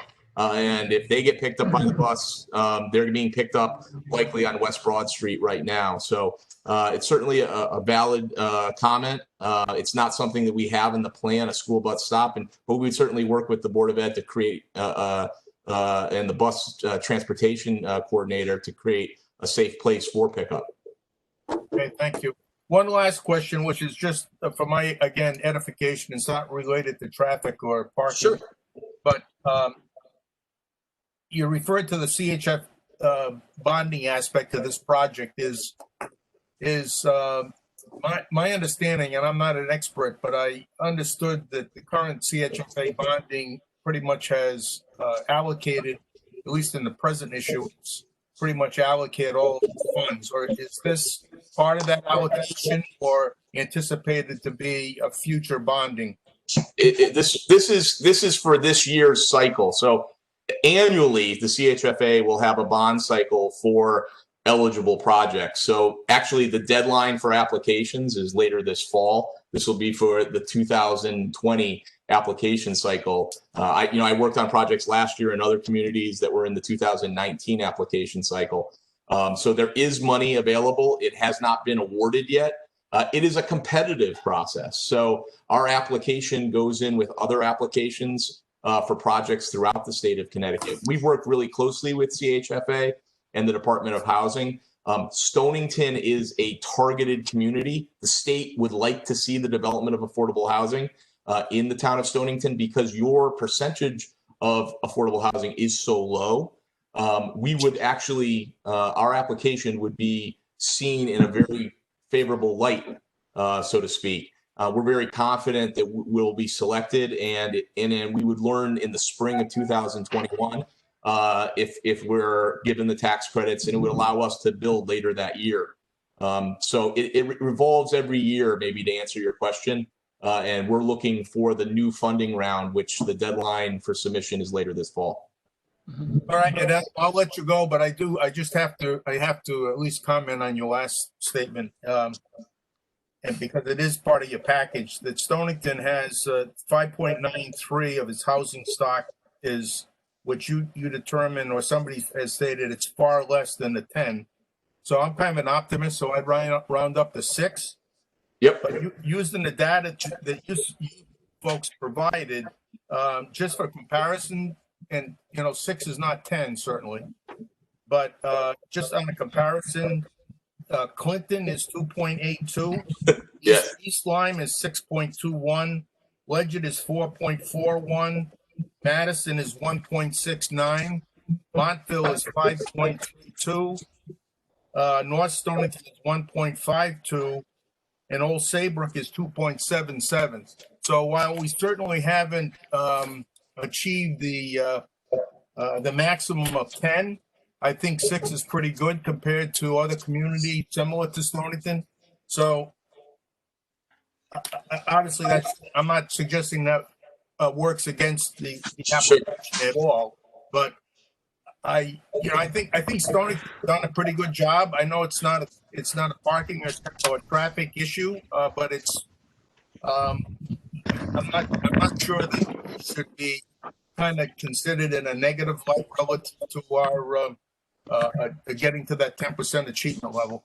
I think you make a great point, and let me qualify my prior statement. As I said before, it is the town of Stonington that actually marketed this property for this use. So the town took affirmative action to say, we want affordable housing in this community. We want diverse, inclusive housing opportunities for people who want to live here who might not otherwise be able to afford it. So unlike some towns that are actually openly hostile to affordable housing projects, Stonington has actually reached out and said, come and invest in critical properties in our downtown. So I think you're right on that regard. And I wish more communities, last year I worked in a community in southeastern Connecticut on another town-sponsored project that didn't get the warm welcome that we've gotten. It's been actually a really good experience so far with the town officials, and quite frankly, the business community in Pawcatuck that has loudly supported this project and has come out in favor of it. I guess that's my point, Bill. I think we, if anything, Stonington's been pretty good about it, or very good about it compared to some of our brethren. I think we probably deserve kind of a pat on our back because of that effort to do that. So thank you. Thank you, Mr. Tabor. So I'd like to go back to the diagram and just confirm. Let me ask that if you're not talking, if you could please put yourselves on mute, because we have some crackling and so forth going on, which is sort of distracting. My question has to do with turn radiuses and emergency vehicle access. I know this project is tucked away, fire, et cetera. Big apparatus coming in there. Could you just throw the schematic up again and sort of demonstrate how you how that's been addressed in the layout?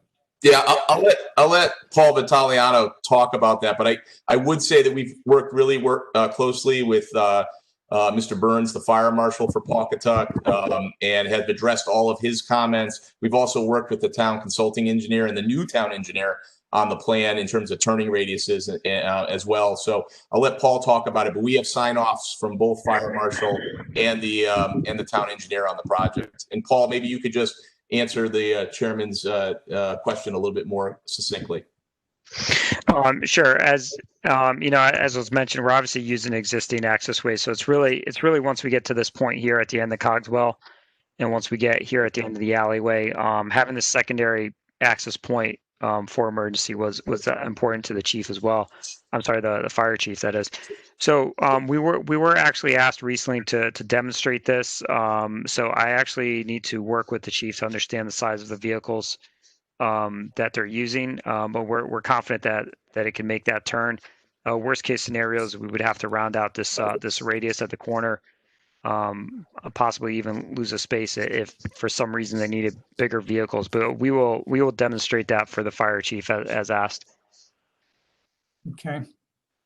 And I'd like to turn it over to the chief for a minute to address the question of cameras.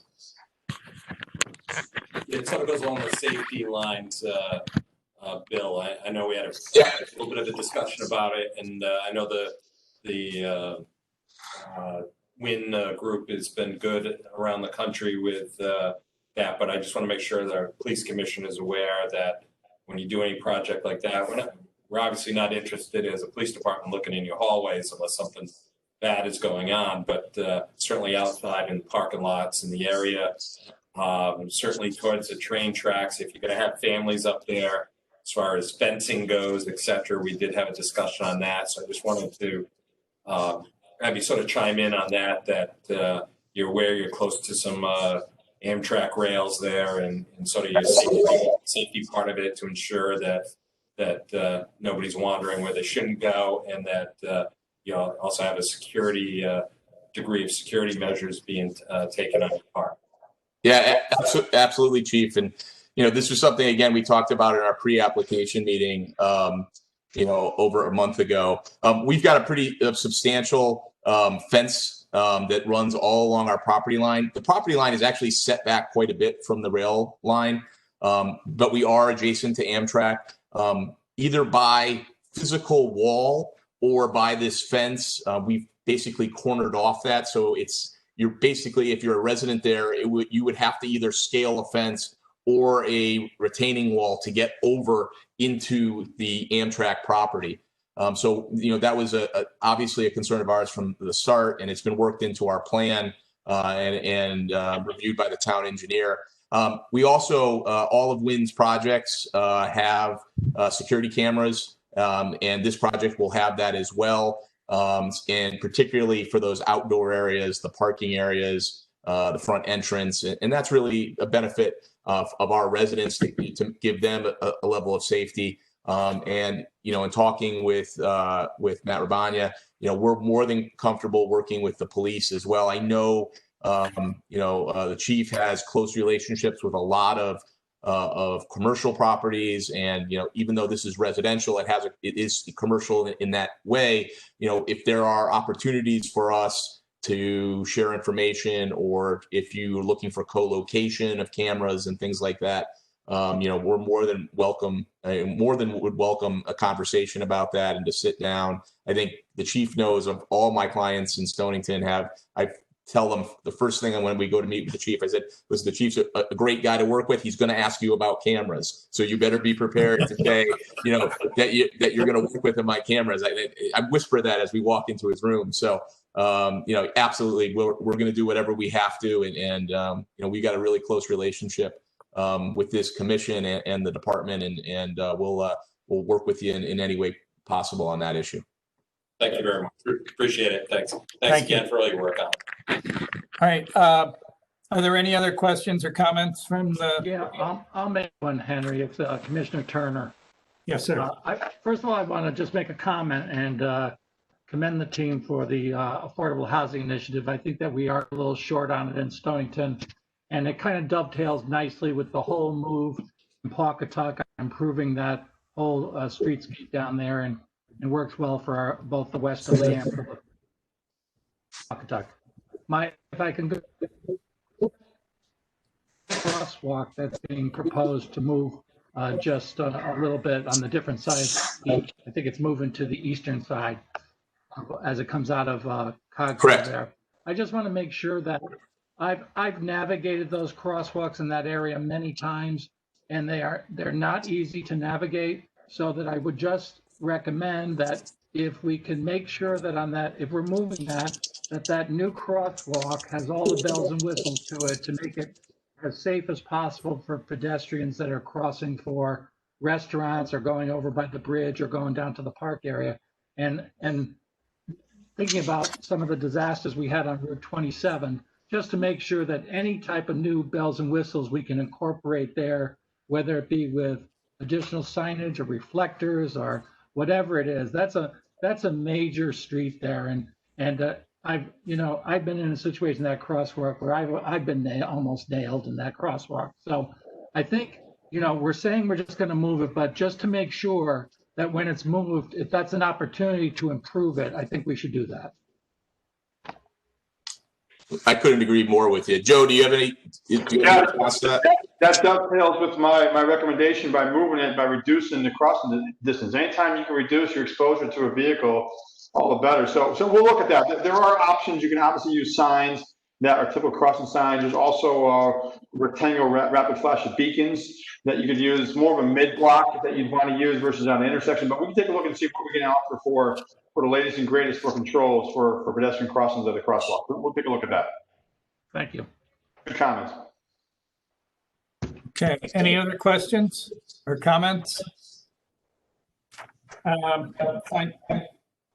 Do I hear a motion to support the planning and zoning application for Wind Development Company LP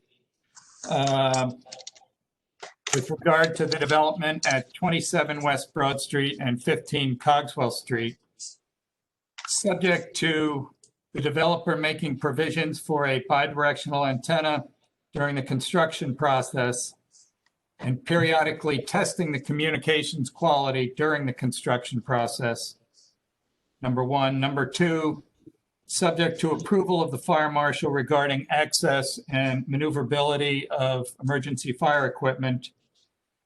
And number three, confirmation that crosswalks be fitted with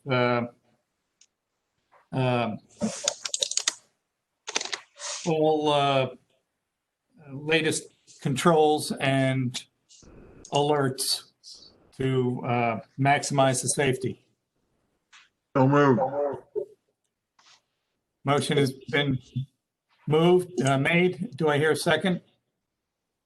Commissioner O'Shaughnessy, second.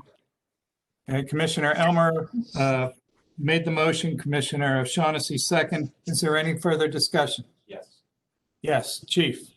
The only thing I'd say about the crosswalk and the latest and greatest technology-wise, because that is a state highway, that is going to, we're going to be at the mercy to a degree of the state of Connecticut Department of Transportation on what they're going to allow or not allow in that particular area. You have to remember too, the rapid reflective beacons that are out there. You are in a residential area, so if you have flashing yellow lights at night, although it's safe for a pedestrian, it may not be the greatest if you live in the condos above that. So I think there's a happy medium here that has to go with safety, but also what the DOT is going to allow and what is the, I guess, the flavor of the community down there. Obviously, safety comes first.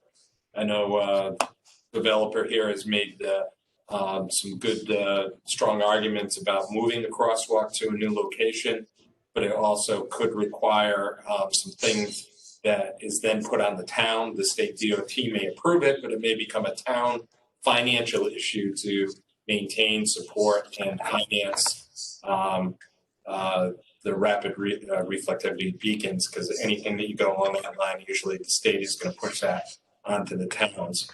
So I'm not sure that the motion itself for that particular device, although it's nice from a very safety point of view, but I'm not sure the reality of having it go in down there and to make it a requirement may just fall short, depending on what the state DOT says in the long run and what they allow us to do or not do. Did you pick up on that, Commissioner Turner? Yes. Okay. Are you comfortable if we pull that for those reasons? We'll pull that element of the motion. I would just say if there's an opportunity to do it and the state's in agreement and it's not an expense, a large expense to the town, then I said we jump on it and move forward to make sure it's additional safety for the community. All right. You know, only because I know about crossing that roadway there. During the summer months, that crosswalk and the one by Hoof's restaurant, trying to navigate that street and crossing it is very difficult. And I think that it's important to recognize that it is not, you know, I heard the developer talk about people maintaining at 25 miles per hour. And I have to tell you, I haven't seen that, but I'll take his word for it. All right. Would you like to propose language for this motion? I think that if we have an opportunity to make enhancements to the crosswalk, that we do so with state approval. Okay. All right. So the motion that was made will be edited to on point 3, the crosswalks shall be fitted with state approved enhancements to maximize safety. That sounds good to me. Very reasonable. Okay. So the motion's been made, it's been seconded, modified. Modified motion. All in favor, starting with Commissioner O'Shaughnessy. Aye. Commissioner Tabor. Aye. Commissioner Elmer, excuse me. Aye. Commissioner Turner. Aye. All right. Motion carries. Thank you all. Thank you so much. Enjoy the rest of your meeting. I hope you get out of here at a reasonable time. Thanks for the time tonight. All right. Thank you for your time. Thank you. It's a great project and it was worthy of the time to discuss it. As always, thank you, Chief. Thank you. We'll see you soon. Thank you, Bill. Bye. All right, on to planning and zoning application for G Development LLC, 32 Broadway. Is there anybody here to discuss this? Yes, Sergio Trenzia for the applicant. If it pleases the commission, I can get started. Yes, please. Thank you. For the record, Sergio Trenzia with Trenzia and Associates. I am both president and principal. The plans before you this evening were prepared by my office under my responsible charge. I am a licensed, registered professional engineer in the state of Connecticut, and our offices, Trenzia and Associates, are located not too far from the previous project you just reviewed at 99 Mechanic Street. And I was interested to hear about the some of the traffic studies that were done there. But the purpose for me in front of you this evening is I'm here on behalf of my client, G Development, LLC, and the subject property is 32 Broadway, located in Stonington, map 174, block 19, lot 1. The site is currently occupied, fully developed, by about a 1,400 square foot service station building with gas station pumps and an associated parking lot. I'm sure most of you are familiar with it. It's adjacent to the Mystic Fire Department. There's some large commercial buildings to the west, and it's on the corner of Washington Street and Broadway Avenue. If it would be all right, I was going to share my screen. That's fine. Roger, can you help with that? Yeah, go right ahead. Okay, see if this works. Yep, we see it. Okay. I believe what's in front of you right now is the existing conditions survey, and it shows the existing building in the northwest corner of the property. As you probably are familiar, the pumps, the gas station pumps, were kind of in the north. The buildings in the northwesterly portion of the property. The pumps are in the northeasterly portion, and then there's some parking. I believe you might be able to pull up the GIS, town GIS, if that's showing up. You can see the building, the old pumps. There was a tank that was underground, which has been exhumed, and the environmental reporting is still going through, but it's assuming that it does, it'll have a clean bill of health. Assuming that the tank reports come in with no issues with the environmental contamination. So going back to my my survey, existing condition site plan, I will note that the property, as mentioned, is on the corner of Washington Street and Broadway Avenue. Right now, there's pretty large curb cuts that access the site, one of which there's 2 curb cuts on Broadway with some brick pavers in between that identify where those curb cuts are defined. And then as you turn onto Washington Street, there's another curb cut. So right now, this property has 3 entrances that access it, 2 from Broadway and 1 from Washington Street. Just a little more background on the site itself. It's zoned as an LS5. It's not in any groundwater protection areas. And as I mentioned, the surrounding area, there's some commercial retail space, large buildings actually very close to the property line, behind the former service station. The Mystic Fire Department to the south, and across the street would be the M-Bar to the north. And I believe I'll bring up the GIS again. Yeah, there was a building that occupied the property over to the east, which I believe has been taken down and is vacant now.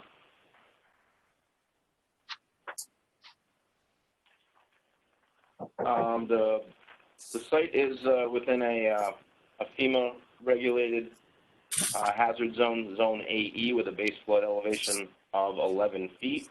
Generally, the site elevations around vary from around elevations 5 to 6. So this building is currently within a floodplain, within a flood hazard area, as it stands now.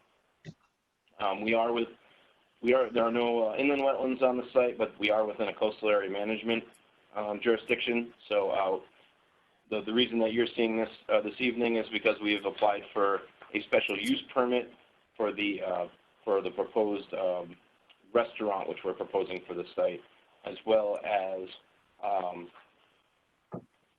we're going to require the CAM application, CAM approval, and also this is slated to be on the Monday's agenda, the Architectural Review Board. The proposed condition for the site, I'll bring up my proposed site plan, which I believe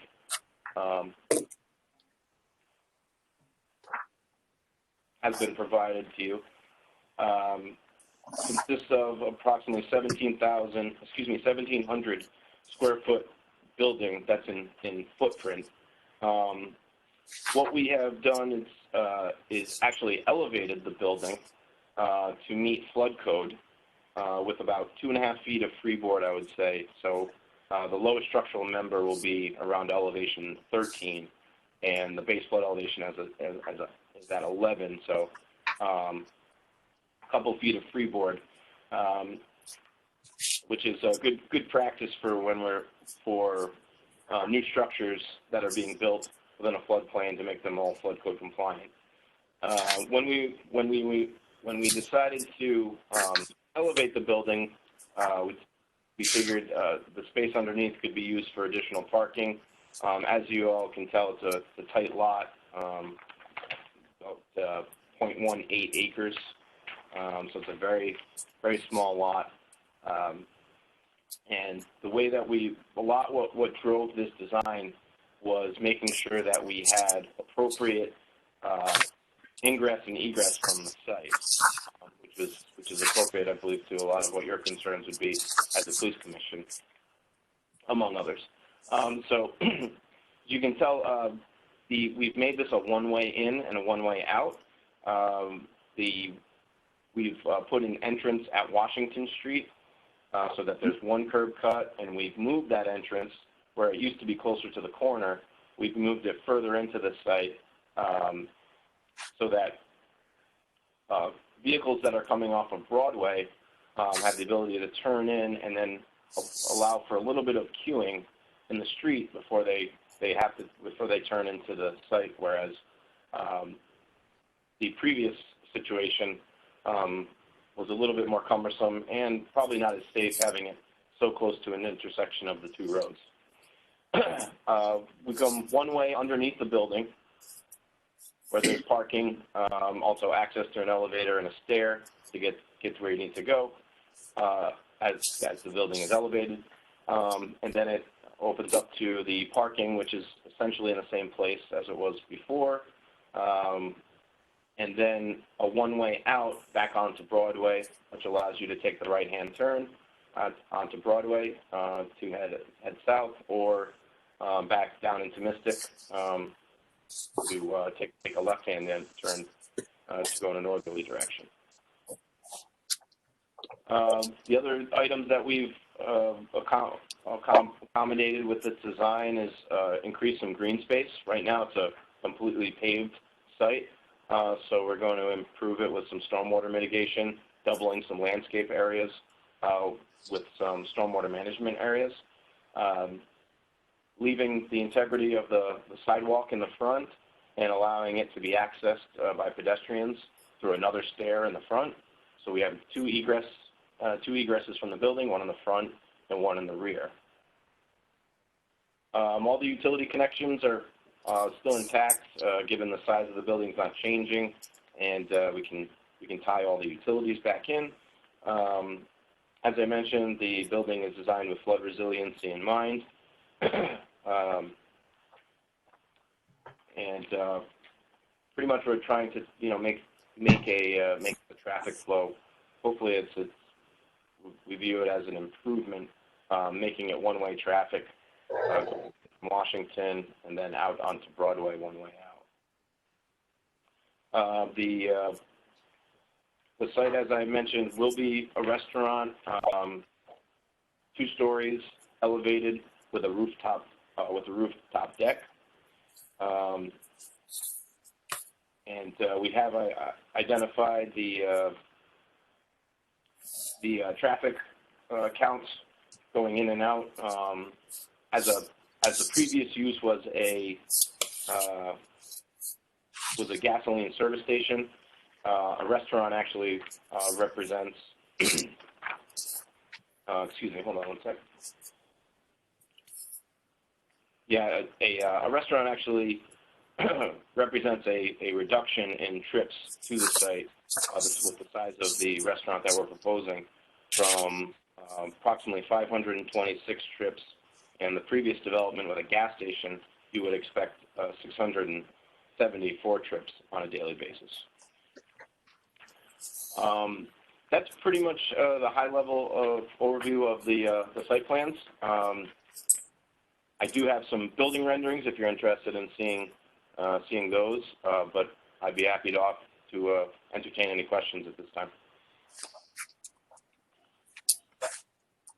Okay. How many seats? How many tables? Right now, we're proposing 109 seats. 109 seats. That includes a rooftop bar? Yes, it includes the bar seats. I think was 17. The rooftop is going to be more of a lounge type area. So I believe our calculations are for 17 rooftop, and then the balance are the rest of the restaurant seats. And that was a total of 119?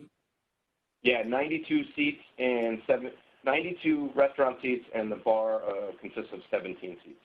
Okay. And you have parking, you have 15 parking spaces? So we have, yes, I'm sorry, I should have touched upon that. We have 15 parking spaces, and we're currently looking to do off-site parking that can accommodate the balance of the required parking. And tell us about this off-site parking. Who owns it? Has not been identified yet. That's a concern. This is Commissioner O'Shaughnessy. How many employees will be operating this restaurant during its opening? How many employees we have, and where will they park? At maximum shift, we've approximated 8 employees. Okay, and where are they going to park? We would have to accommodate it on site for Town of Stonington regulations. Okay, so you're planning that 8 employees will use up 8 of those parking spaces that you have on site? Correct. I don't believe that the Town of Stonington allows for employee parking to be done off-site. We would prefer to pursue something off-site if it is allowed, and find ways to get the employees to the site and allow the on-site parking for customers. That's something that's yet to be determined. Okay, thank you. Yeah, this is Commissioner Tabor. Kind of following up on that. My concern is, I guess, because we've kind of heard it before, that the employees will be required to park on site. But notwithstanding that, there's only 15 parking spots indicated. So that means that the balance of parking is going to be pushed out into the area, residential area, which is a concern, because that's historically an issue and continues to be an increasing issue in town for the residents that live in town. And Sergio, because you don't have a definitive answer on where this off-site parking is going to be, where are the crosswalks identified to get folks from across the street to to the proposed construction or the restaurant when it's completed? There's the closest pedestrian areas that I have discerned. One is down by CVS, which is a bit of a hike. And the other one is up by the railroad tracks adjacent to the railroad station. Are you anticipating having something closer? My client has given me a few places that he's contemplating approaching, but I can't say right now, unfortunately. I apologize, but it has to be within 500 feet, And I would say that wherever that we do have parking identified, we would identify the route that it would take and make sure that it was could be safely accommodated with sidewalks and That kind of, obviously that kind of makes our job a bit more difficult without having, you know, something that's a little more definitive than what you just described. If I may just ask a couple more questions, and then you can answer those maybe. Where would the staging be during the construction, the demolition and staging for the demolition and construction? Where would that take place? Where would that happen? On site? I would say it would have to be done on site unless you could find a suitable location within the vicinity. But this is a very, very tight site, and I don't know if there's anything that my client could negotiate with any of the adjacent property owners.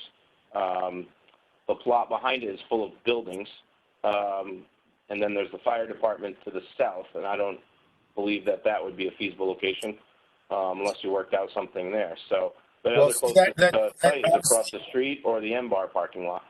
Yeah, see, that has traffic implications, obviously, again, which is under our purview. And okay. I'd be happy if it was, you know, if you brought that up as a concern or a condition, I could, but for the most part, I believe that we would have to stage all the construction on the site.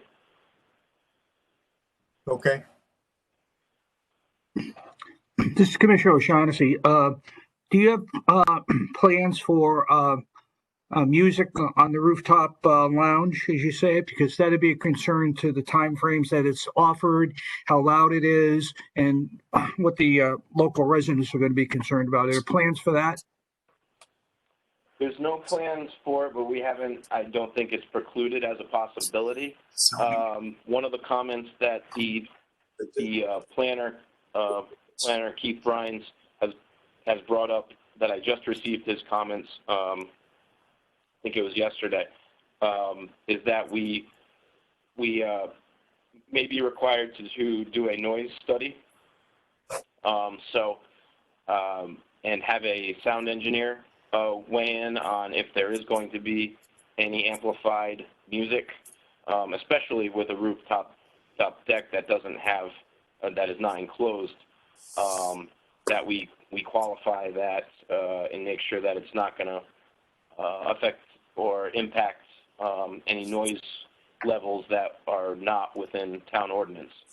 So, long way of saying that I would assume that whatever we propose will meet the town noise ordinances, but the town planner has requested more detail on that as well.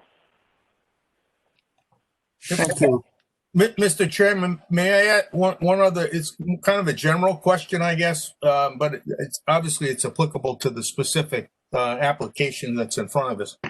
But I think we all got, or at least I got a copy of, I think what Mr. Sherenzia is referring to, a letter from Keith, the town planner, this afternoon, which I haven't read the detail of, but it basically lists 15 points pertaining to this project, and I don't know if Keith is online or on during this meeting, but I would extend my thank you to him for preparing this, because as I've said in previous meetings over the years that I've been on the commission, it's tremendously beneficial to me as a commission member to get some prior information from the planning P&Z or the planning department as to some of the projects that we have in front of us. It helps clarify a lot of issues. So I thank them for that, and I hope it's maybe an example of what we in the future will see more of. I know he's busy, but hopefully it's something that we will see on a more regular basis. It certainly is welcomed as far as this commissioner is concerned.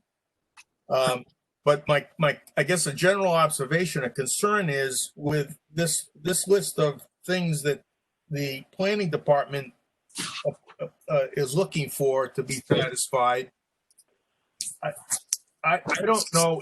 It seems to make our job very difficult tonight as to, making any kind of a reasonable proposal of support for what's being presented. Now, that's just my observation. But I don't know that I, in good conscience, could vote tonight to support the project, given what has been presented, both by the applicant relative to some of the questions that have been raised. That's just my opinion. I'm waiting, I'd certainly welcome other commission members to kind of join in, and get their observations. But that's just my observation of where I sit tonight so far. This is Commissioner O'Shaughnessy. I agree, Commissioner Tabor, but Bob, isn't it one of those items in here that says off-site parking is prohibited in this zone? It is. How are you going to address that issue? Is that question for me? Yes. Okay. Yeah. So off-site parking is prohibited, but you also see that there is a reduction of parking that is allowed, and with a provision in that reduction is that you have to require off-site parking. So although Mr. Bryans has pointed out that you cannot be a sender lot, there's another provision in the regulation, which I need to get definitive determination on, that does allow for off-site parking. Well, this is Mr. O'Shaughnessy again.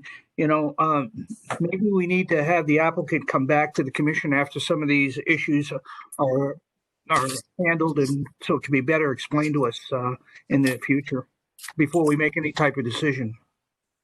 Well, let me just jump in here.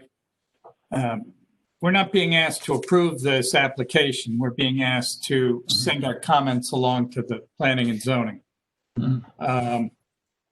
It sounds to me like there's some agreement that primary concern, given our overview of our purview of traffic, parking, and safety, is the parking issue here.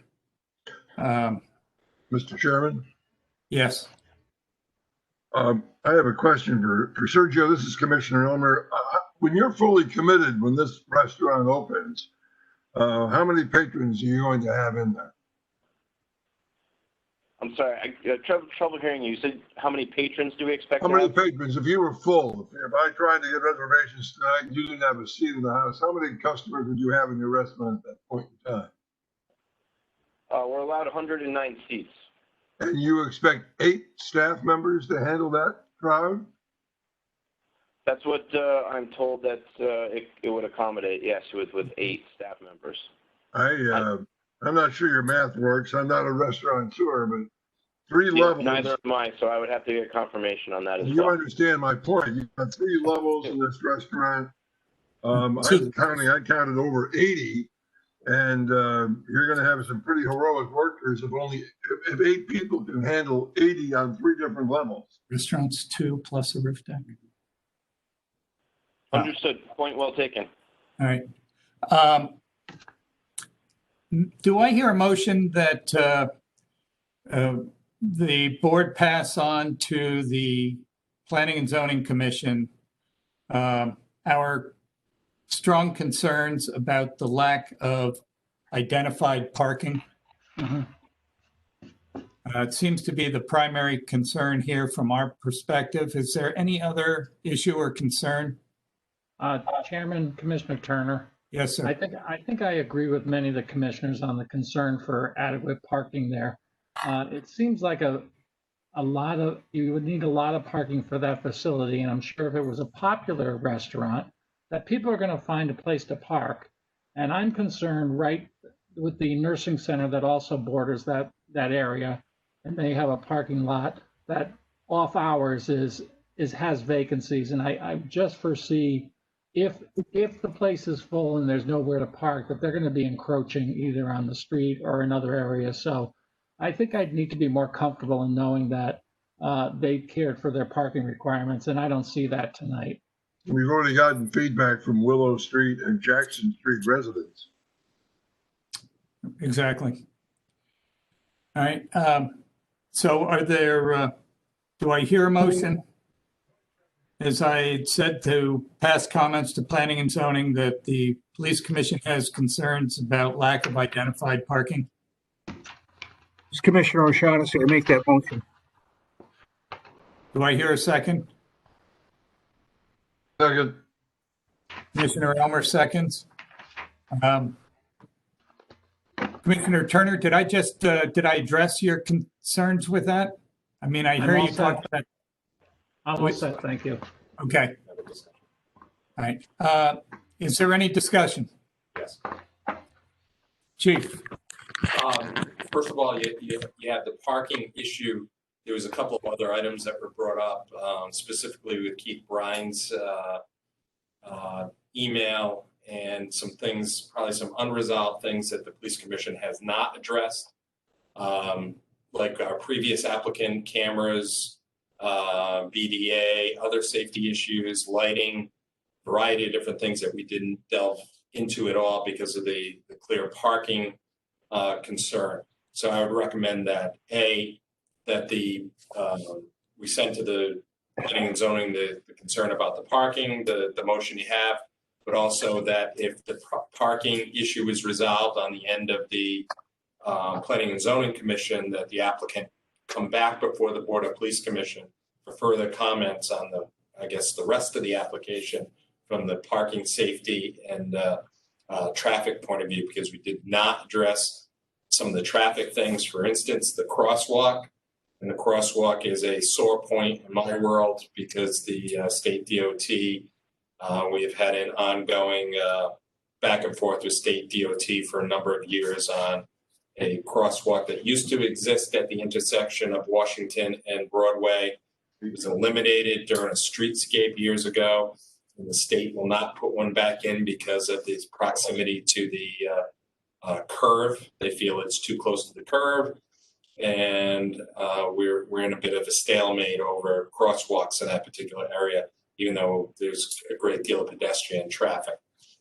So I think in all fairness to the commission, you hit the big one, the parking, but there's other items that need to be vetted on the part of the commission. So we would ask that if it is resolved at the planning and zoning level, that it come back to the Board of Police Commission for further discussion or comment. I guess my comment, Mr. Chairman, or I guess an extension of what my comment is, with all due respect to Mr. Sharenza, I know we typically, or we're supposed to pass these along with the comments that, with a list of comments. I'm really not satisfied with some of the questions that have been asked tonight. I don't know that they've been, in my opinion, been satisfactorily answered. And I will vote no on passing it along at this point. I would prefer to see it tabled, which I understand a developer's time is money, and I'm not oblivious to that. But I don't think it's quite ready to be sent along yet to the planning and zoning, particularly when we've got this laundry list of items from Keith presented to us this evening. Okay. So May I make a comment on that? Sure. Or more of a question or a request. If there are specific items that are important to this commission that I could come back to address, I think that's a reasonable request. Obviously, we don't want to be going back and forth, but I believe that I think that the meeting for the town, I don't have it in front of me, apologize, but does this commission only meet once a month? So we would have to come back in October? that's correct. Okay. And if that's the case, and we do have to do have to come back to the commission. If it can be after planning and zoning, that'd be great. If we have to come back before, so be it. But I would just request, if there are specific items, could they be articulated at this meeting of what your concerns would be? Because we are going to address all of Mr. Bryan's comments, and by virtue of addressing his comments, we may alleviate some of yours. I'm not sure, but if there are additional ones, then I'd like to know about them this evening, if that's possible, or as a result of this meeting. My suggestion would be that, A, the individual commissioners, that they would like to forward any comments they may have to me over the course of the weekend and early next week by, say, Wednesday. I could then forward them off to Sergio, because many of them are probably going to be mirroring with duplicates of Mr. Bryan's.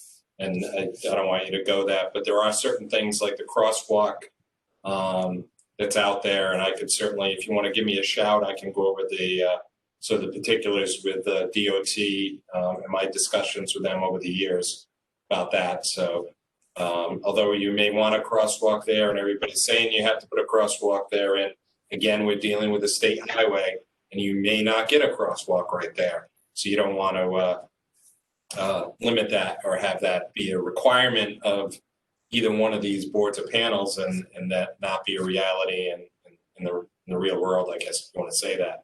So I think there is a little bit of work to be done on some of the commissioners' parts, because in all fairness to them, they just received Mr. Bryan's email that came through to us at about 4:30 this afternoon. So I would guess some of the commissioners haven't even looked at it yet to know what the rest of the concerns that are there. Our purview as the police department is parking, traffic, safety. So obviously the parking thing, we talked about that, but from a traffic point of view, because you are encroaching onto the state highway, there would be questions on state DOT and any requirements they would have with that. Safety point of view is, if you listen to the previous discussions, whether you're going to have a variety of cameras, what the building is made of, because I didn't delve that deep into your application, what the building materials are going to be, because usually not something that we looked at big time, but that also does play into what kind of radio coverage that we have from a public safety point of view when it comes to that type of stuff. And obviously the noise end, Commissioner Turner brings up a valid point. The M-Bar was before this commission in planning and zoning to make modifications so that they could have entertainment, and there were certain restrictions put on them through planning and zoning that I would assume would also result very similar to a restaurant bar situation that would be in your application to sort of mirror what your neighbor is. In all fairness to you, it should be what your neighbor is next door, as long as if it's a similar type of atmosphere and noise level, especially given that you have a 24-hour nursing home facility as a neighbor, and plus the residents in the neighborhood as well that have to live with whatever this is or is not. So I don't know if that works for you, Sergio, that if by Wednesday a number of comments could be forwarded to you. That way, I don't know what your schedule is with planning and zoning, but certainly, short and sweet from any of the commissioners, we could get to you right away. That'd be acceptable. If I could get those in writing or however is most convenient for you, that would be very helpful. Correct. And it may be as simple that each commissioner says, we concur with Keith Bryan's letter, and those are, if they're all answered, then certainly we would be back for round two, so to speak, to go back over that. Well, if I may, Mr. Chairman, and it sounds as though we're going to pass this along, there's a couple other points I'd like to make, because I think one of the safety issues I still have a big concern about is the pedestrian safety. I don't see it. I'm not sure how it's going to, how they plan to get it resolved. Maybe there is some resolution to it, but this evening I don't see it. I'm really concerned about that. concerned about the lack of parking, which we've already discussed a bit, because I see that the overflow parking, wherever their expectation is that it's going to be, is going to be pushed into the residential areas, which I'm not sure that that's something that we want to do. And then I guess my last comment, and Sergio, you addressed it earlier in your presentation, driving north on Broadway, somebody's going to make a left-hand turn into the facility, and you said that, you know, because you've positioned the entranceway back a bit, that's going to allow for a bit of queuing. I still see the potentiality of that car making a left-hand turn is going to be having its tail out into that pedestrian walkway section. I could be wrong, but that's how it looks like it might be. And then my last comment this evening about it would be, how are you going to prevent people from entering off Broadway, even though that's supposed to be the exit? Do you want me to answer those questions now? Well, no, I guess I'd like to see those in the comments that we're conveying along to you tonight. I just want to make sure that, you know, you get those from me. So, you know, you don't have to answer them tonight, but those are some things that I would like to see some explanation for. Yeah, we can exhibit those things. I think an exhibit that shows the queuing might be helpful, but I would say it's going to be more than a couple cars length that you'd be able to queue up, but we can show something that exhibits that. And then the only way that I think that you can combat people going the wrong way into one way is appropriate signage, which we will provide. So just quick answers to those couple things. Okay, fair enough. All right, so do I hear a motion to table comments going to P&Z and that all commissioners submit individual comments and concerns to the chief no later than Wednesday, the 16th, to be incorporated and passed on to the applicant? And then to planning.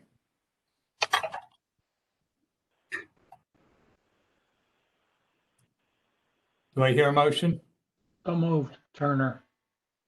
Commissioner Turner moved. Do I hear a second? I'll second that. Commissioner Tabor. Commissioner Tabor seconds. All right, any further discussion? All in favor, Commissioner O'Shaughnessy? Aye. Commissioner Tabor? Aye. Commissioner Elmer? Aye. Commissioner Turner? Aye. All right. Sergio, thank you very much for your application, and we'll do our best to get you comments, and that will be forwarded to P&Z as quickly as possible. We appreciate your being able to be heard tonight, and appreciate all the constructive criticism. We want to work with you and the town to make sure we have a very positive project here that is also safe. So thank you for all your comments. Sergio, if you can, Chief Stewart again, if you could maybe get hold of me. Tomorrow's going to be a little bit of a busy day with 9/11 ceremonies, etc. But if you could get hold of me maybe on Monday early, if your schedule permits, and at least either do a phone conference or I can even swing down to the parking lot and we can have a chat to go over some of the stuff, especially with the crosswalk, etc. And a little bit with the BDA that may or may not be needed, but I just want to make sure that we cover that point and a couple other points that I think will become important down the road. Sure. Yeah, we'll set up something for Monday then. That would work. Yep, sounds good. I don't, to be honest with you, I don't have my schedule in front of me right here. But if you give me a shout, we'll be glad to make time to swing down and have a chat. I'll give you a call tomorrow, or I'll have my one of my admins coordinate with your office. Awesome. Sounds good. Thank you. Appreciate it very much. Thank you. Yeah, no, thank you. Appreciate it. Y'all enjoy the rest of your evening. Thank you. Thank you, Sergio. Yeah, bye-bye. All right. Mr. Macris, are you still with us? I am still with you. Next item on the agenda is Connecticut Cycling Advancement Family Bike Event. Who do we have here to speak to this? Hi, guys. This is Harrison Macris. Sorry, I don't have a camera on this computer, unfortunately. So,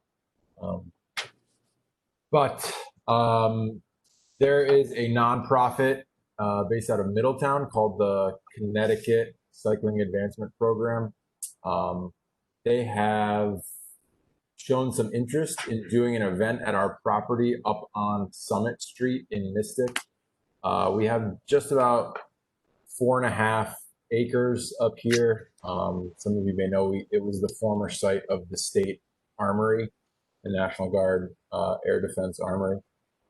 We've spent the last couple of years clearing this site out, cleaning it up, getting rid of a lot of the trash, and they thought it might be a nice thing to be able to stage some practice events up here, which basically would entail a small loop of the property, like a small bike trail cut around the perimeter of the property. The majority of the attendees would park on the property in its entirety. We have a big open field. You guys are welcome to come check it out if you'd like to get eyes on it to get a better understanding of what it would be. But essentially, they just want to do a 2 to 3 hour event on a Saturday morning from 9 until 11 o'clock or noon, depending on how it goes. It might take a little bit longer. I have a letter. I don't know if it was forwarded along. I sent it to Danielle Cheesebro, but I don't know if she forwarded it to you. I actually didn't even know that we were going to be presenting this. I just got the invitation. So if you need to see that, I have it up on my screen. I can share my screen. But basically, the CCAP is it's a very well-run organization. They have all the protocols in line for the COVID protocols. They will be bringing their own restroom facilities. Like I said, there's ample parking.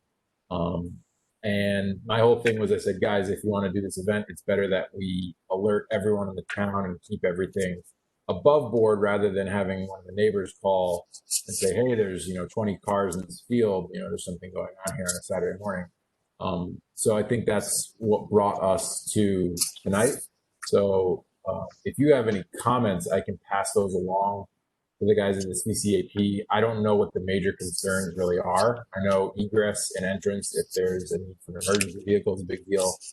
And I know parking is always a big deal. So we made sure to keep all the parking on site. And there's ample access if there is the need for an emergency vehicle for fire trucks or ambulances or whatever. We have one aerial view site map. Harrison, how many parking spaces do you have? So formalized lined parking spaces, we have 15 in the parking lot, but we plan on using the field, which the mowed flat field is about 2.5 acres. And that's primarily going to be all parking. Harrison, this is Commissioner Tabor. If you're going into your site, and by the way, you've done a much better job maintaining it than the state did. Thank you for that. Yeah, you're welcome. Thank you. I appreciate it. So if you're going into your property, is the field to the left or to the right? To the left is the field. Left. So it's the higher elevation is where the field is, where the parking and the route would be on the lower portion of the property. I think their intention is to do a lap of the perimeter.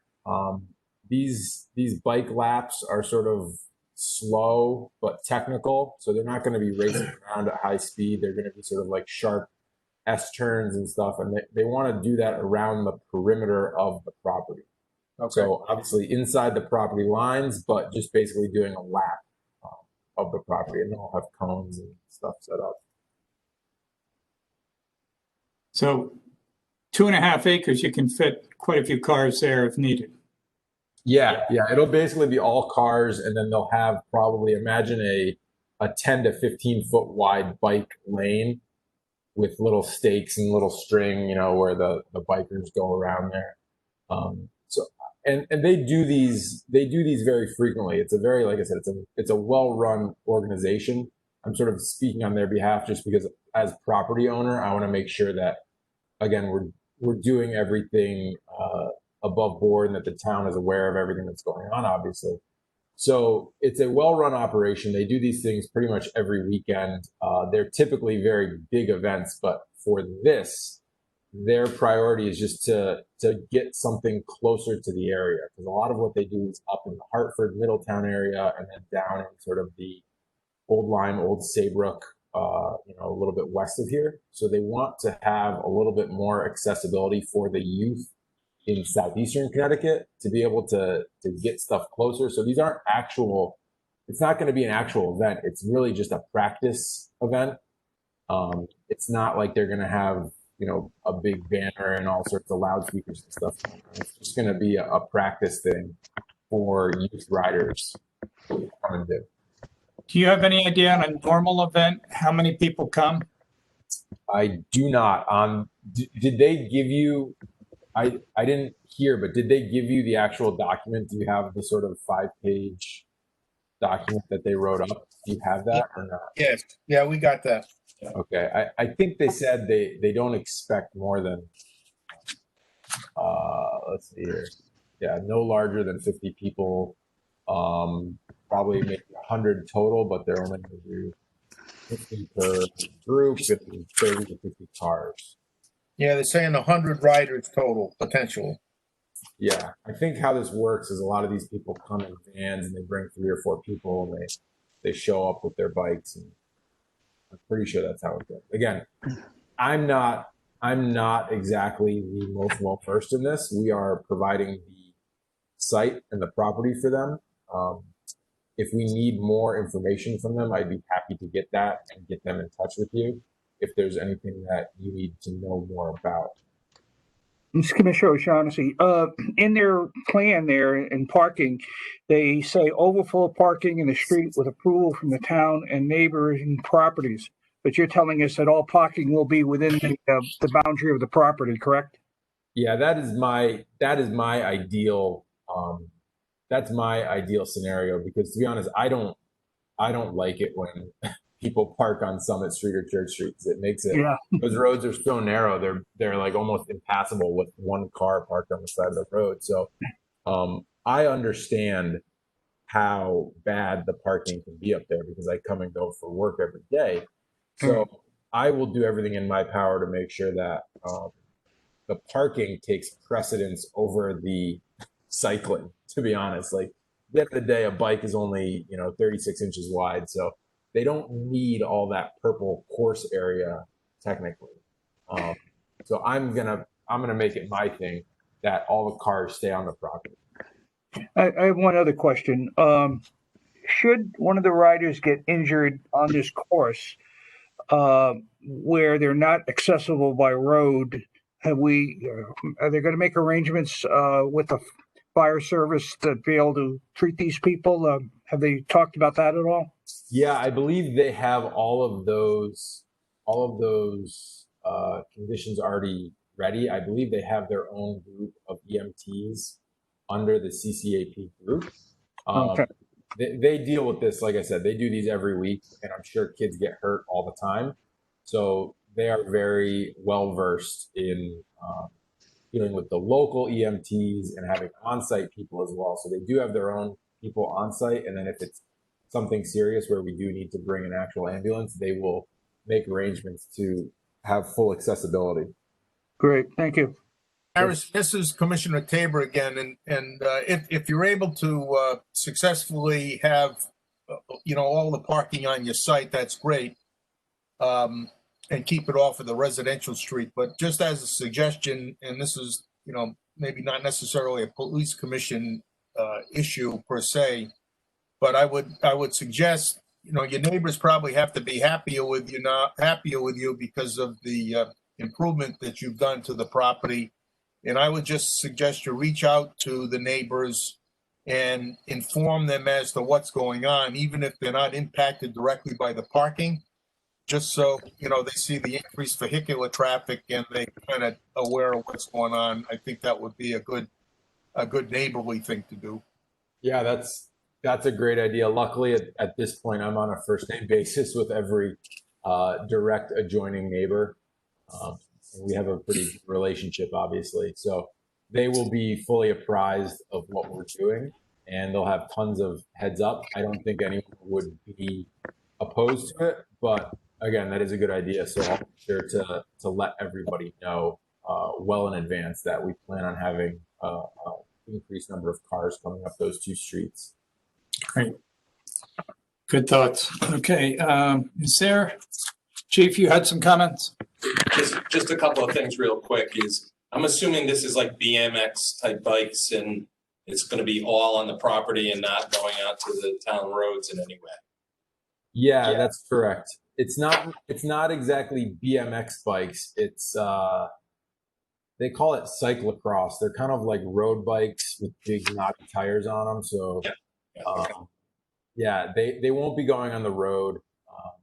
Like I said, they actually go fairly slow. It's a little bit more technical, sort of like I said, like lots of like hairpin turns and sort of stuff like that. So yeah, they won't be going on the public roads. They'll be staying completely on the property. The event is in October. I would just put out to you is that if the COVID-19 sector rules are still in place, which it appears they are going to be, that would limit, I believe, your outdoor event to 100 people. So I would reach out to Ledgely Health District to ensure that those numbers are still in line. And then if you are approaching that, you have to make decisions on who stays, who goes, as far as outdoor events. To Commissioner Tabor's point as well, Mystic is a very popular place to come, and you have neighbors that have looked at a building for many years with no activity and overgrown and nothing happening, and now something's happening. Some people take very kindly to that, and others are like, I'd rather have it the other way around. So if you let them know on the front end, invite them, whatever you need to do, it usually goes a lot better than for them to be surprised that all of a sudden they see, 25, 30 cars, kids riding through the woods on bikes, and go from there as far as that goes. So certainly Commissioner Tabor's point is well taken, and that usually results in better neighbor relations, so to speak. I don't see that we need any police presence up there in any way, shape, manner, or form. As long as if you're keeping it on site, there's not much for it. It's best of luck with it. And Chief, this is Commissioner O'Shaughnessy. I just have one other comment. Having gone through this with the COVID stuff and the requirements by the governor, outdoor events are limited to 100 people, but it also includes staff and support staff. So if he has 100 riders and then you have other people that come along there, that's going to be beyond what the requirement is by the governor's edict. So that's something that they need to look into, and I'm sure that they've had that experience before, but it's just not 100 people. You have to include the support staff also in those figures. Right. His paperwork looked like it was going to be 30 to 50 people total. So it looked like it was going to be about half of what the governor's orders are. So as long as if he knows what they are and acts appropriately when if it gets to be approaching that number, we should be fine. This is Commissioner Tabor. Last comment. I noticed that there's an adult category, and given the age of the commissioners, including myself, there's an opportunity maybe for competitive cycling if anybody's so inclined, because we certainly fit that by chronological age. We fit that adult category. I've seen two out of the 5 commissioners on bikes. I think we should put a wager on it, but yes, you guys are welcome. Love to steal all that. Do you even own a bike? Do you even own a bike, Bob? I was going to ask, are trikes able to go navigate the slalom? I don't know. I think we could make a few exceptions. It's Okay. getting late and it's catching up with us. Yeah, sorry. I digress, Mr. Chairman. All right. This Well, looks like there's a vote needed, so do I hear a motion to approve the Connecticut Cycling Family Bike Event? Commissioner Tabor will make that motion. O'Shaughnessy will second. Yeah. And who seconds? O'Shaughnessy. O'Shaughnessy seconds. Any discussion? All in favor? Commissioner O'Shaughnessy? Aye.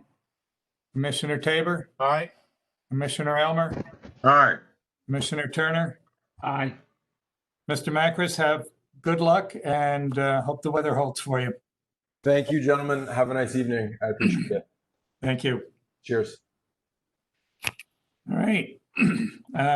Turning the meeting over to the chief to talk about traffic and boating. Well, you have an email there on a traffic issue on Smith Street in Pawcatuck. I went up and took a look. There's already a sign there that says no parking here to corner. It would be on the south side of Smith Street. I guess the issue is on the north side where there is partially yellow and a few spots there, but not yellow all along that area. So I'm just going to reach out to the highway department and have them paint 25 feet in from that yellow, and I think it puts that issue to bed. Okay. Trumbull and North Water, that has been on your agenda in the past. That is also a state road, considered Route 1A. And the issue that you've had in the past is people coming around the corner from Cutler Street onto North Water, and then people pulling out of Trumbull. The distance between the corner and the curve, the curve, if you want to call it that, does not support a stop sign at the intersection because you would end up having cars potentially backing up into the when I mean a backup, not backing up, back up into the turn and not giving people enough time to stop. So once again, this is where the cow and horse paths turned into 21st century roadways, and you have these sort of issues that come out of it. The other solution would be to eliminate the parking on the would be considered the east side of North Water. That way you'd have a better sight line, but you would have some very unhappy homeowners or residents right there. I think there is even a couple of, maybe at least one of those is a multifamily or a rental property. And I don't think they're going to be very happy to have their parking spots moved, and that would just put the parking spots over on Cutler or onto Trumbull again. And now you're going to have sort of jockeying for position over there with parking. So basically I'm saying that is we've addressed this in the past, we talked about it. The only real solution, I guess, if they're talking about doing something, would be to put a stop sign at the end of Cutler. So you'd be forced to stop there and then come around the corner to do that. But that doesn't, again, you're putting a stop sign to solve a speed issue. And I don't think that's. What about a slow curve? Well, the curve, The curve is you go there. around the People curve, already it's know. not the curve, it's going to be pulling out of Trumbull onto Route 1A. Right. I am not, again, I'm not chicken hawking on every accident report that's out there, but I have not seen that intersection in a while, and an accident there, unless I missed a minor one that's happened. So. Yeah. Right. So on we go. On we go, unless any of the commissioners go out and take a look and have another thought, because I go through that intersection every day, and I can usually see people coming around. And if you look sort of down the sidewalk side there, but you got to be careful going out. And state DOT looked at that, and they basically said because the corner is so close, not much they're going to really do with that particular intersection right there.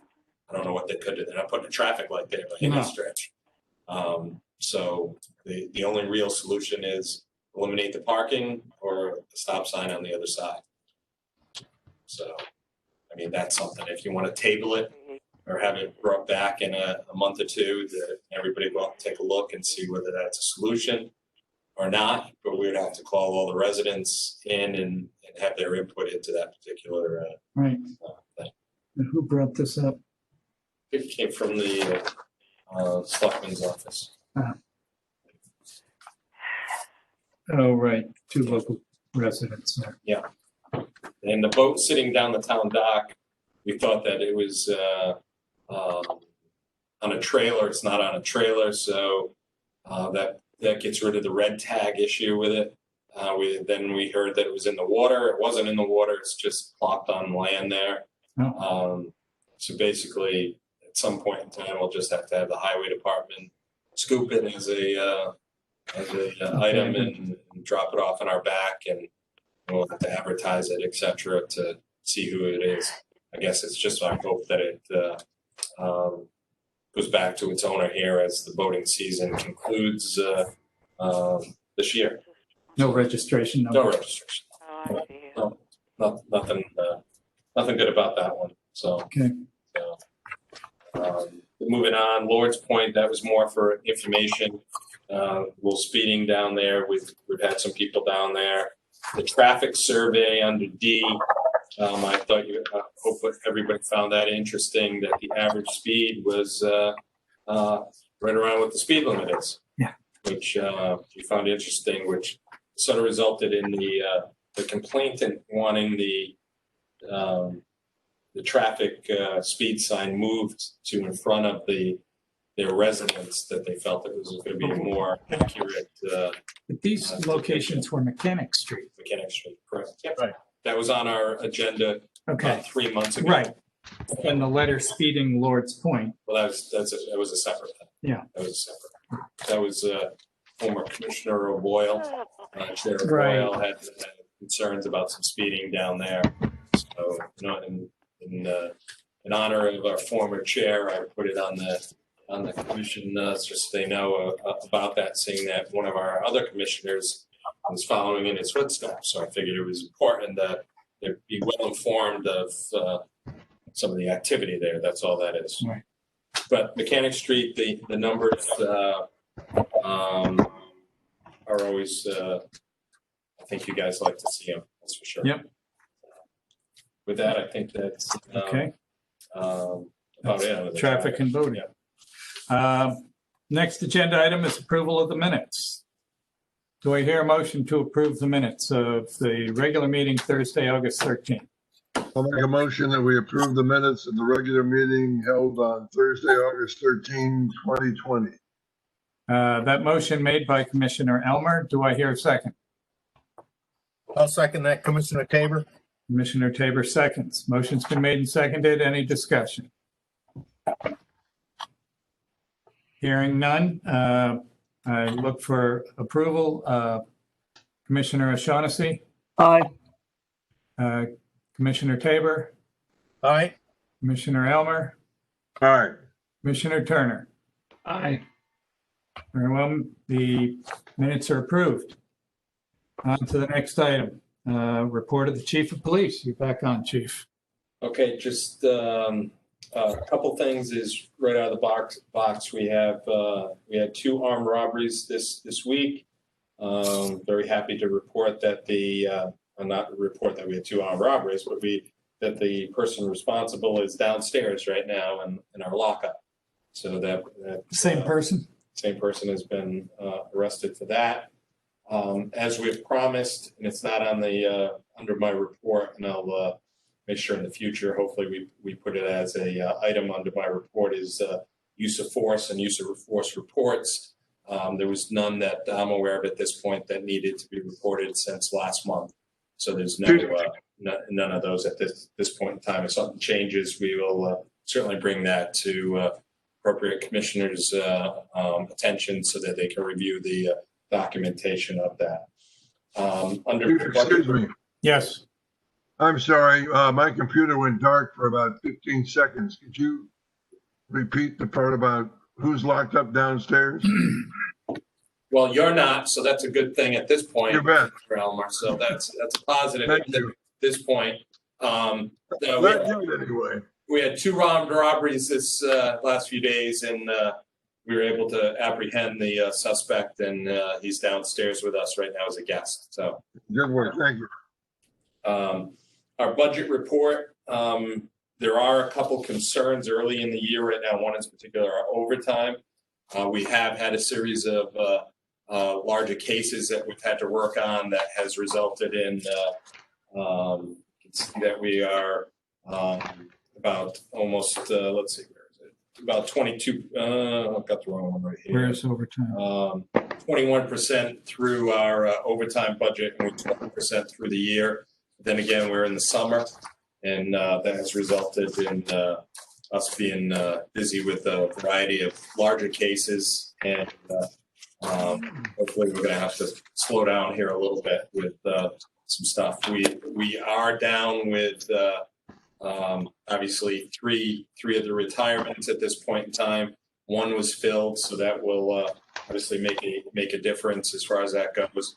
We are down to 1 supervisor, so that will result until we promote one next month. That will probably result in us not making much headway as far as our budget goes. But that's sort of the reality of what we're dealing with today. Moving along, you have a monthly statistics that are there. We've had an increase in suspicious persons and vehicles. Last year at this time we had 72. This month we have 111. Pistol permit applications, again, 35 this past month. And last year we had 5. So we are up well over 100%, almost 150% on our applications for pistol permits. With that, and then sort of last but not least, you see on the very last page, we had 48 larcenies, 25 for motor vehicles. We have put out 4 Everbridges, Captain.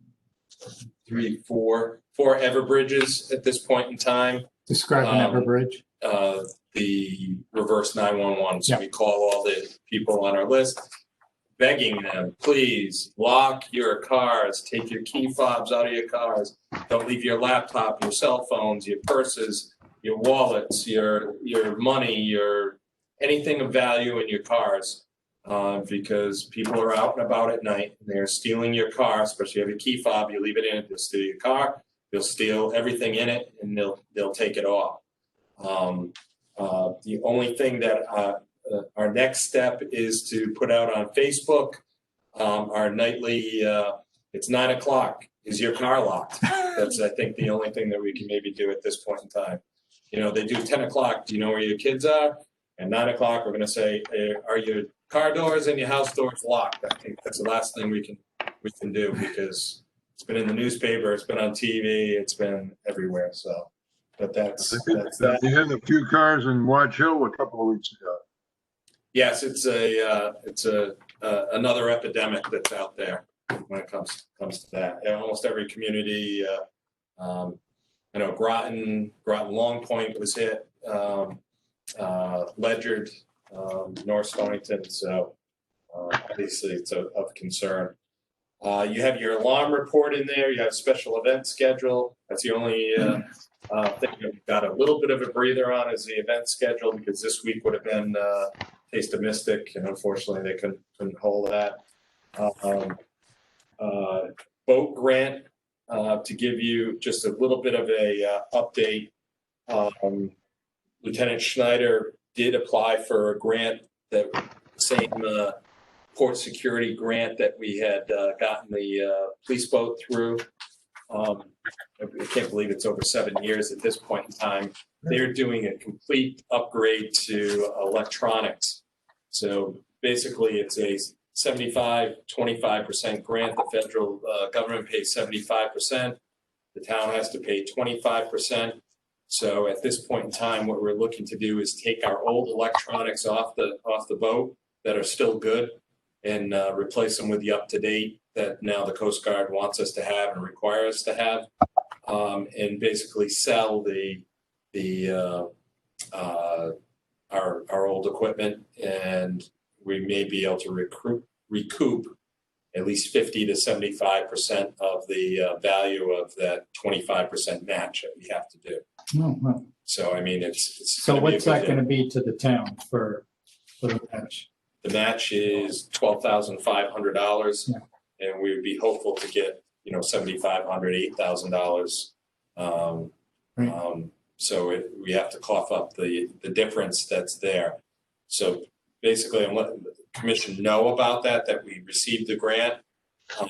We'll be going to the Board of Finance, and because then at that particular time, we would probably be using some of the money or a lot of the offset. We would have to take that money from sort of leftover account or our existing boat account right now and utilize that funding that's right there. So we could actually go into the red in that account, but it would result in us getting $50,000 worth of equipment for hopefully under 10 grand. Yeah. That's a deal. That's an 80% off deal of equipment that we're going to have to replace in the next couple of years, whether we really want to or not. So we'd rather have the government pay for most of it. Amen. So that's sort of an update on the boat grant. I know that's close to your heart, Bob, too. So. Yeah, just one thought, Chief. A couple of meetings ago, remember the chairman of the Stonington Harbor Management Commission said that they had some funds available, I think specifically for increased patrolling around Sandy Point. But maybe we could have a discussion with them to make up possibly some of that differential of about 25%. Promise, although we obviously are residents and we owe them the patrolling anyway, but maybe we could have coffee and have that discussion with them. Well, let's see what we can do, because with our new hire, he's a boat operator, but we got to get him up to speed on the boat itself. We have been out there. I mean, I went for a ride with a friend last week on a Friday night, and sure enough, our police boat was out there. That was good to see. So they're out on a Friday night, and I know that Sunday they're out as well, and then over the Labor Day weekend they're out as well. So they've been waving the flag out there. It was quite a party they had at Sandy Point over the weekend. It wasn't as big as what it was supposed to be. So, Yep. So, but that we're certainly aware of some of that stuff, and we have other voting concerns coming up in the future as well.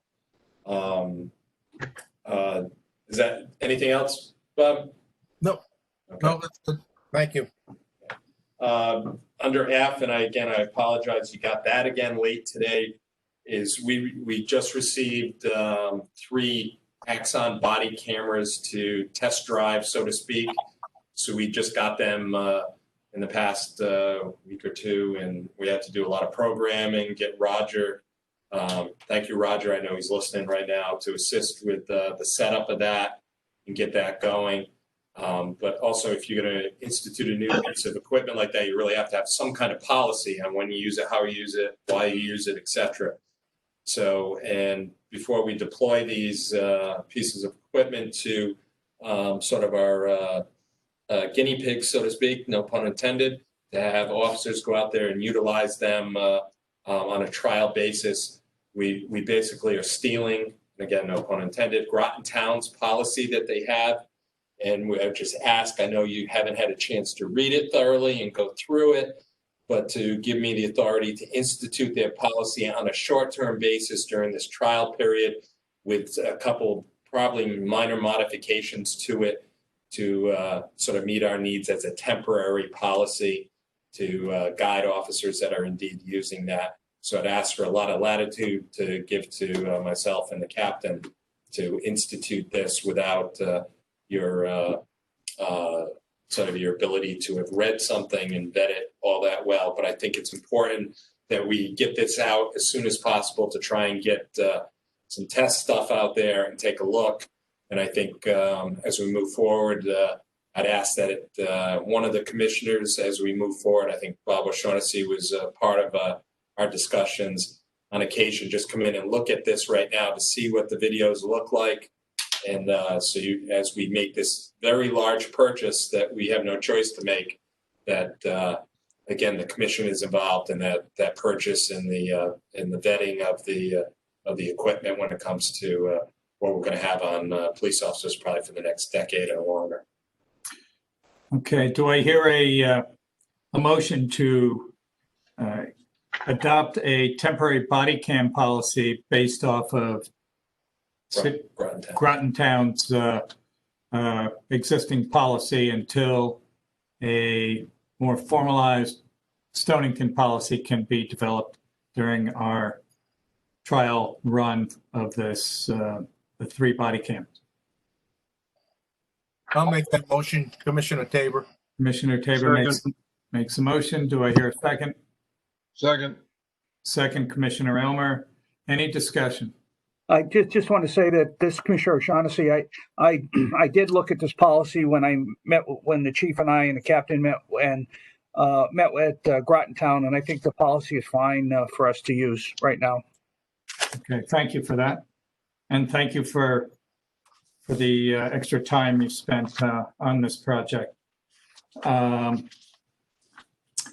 Okay, motion's been made and seconded. All in favor? Commissioner O'Shaughnessy? Aye. Commissioner Tabor? Aye. Commissioner Elmer? Aye. Commissioner Turner? Aye. All right, motion passes. Thank you, Chief. Well, thank you to the commission. I know that one, you're sort of flat-footed on it, except for Bob One when it comes to that. But I think it's important that we start to move on this, and it's coming no matter what goes on. Sort of that along the same line, we will be going out to the Board of Finance probably in the next couple of months, just as an informational type of thing with them, not only for the boat grant, but for that the body cams are coming, whether it's in SIP or not. It really has to go. It's a state law. We're going to have to go with it.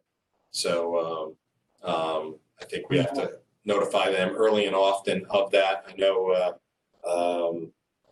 Glenn Frischman is aware of that, and the selectmen are aware that it's coming. It's just a matter of how we're going to pay for this and what it's going to equal down the road. And I think it's an important move on our part. Sort of moving along under G, Officer Brumman, who retired as a full-time officer, had asked to become a reserve. COVID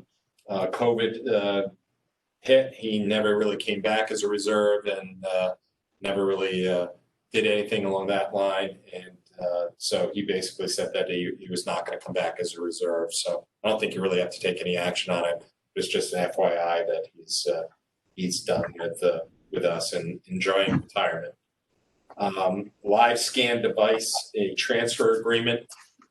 Just wanted you aware that the state of Connecticut has asked for us to enter into an agreement, an MOU, when it came to the live scan, which is our fingerprint machine.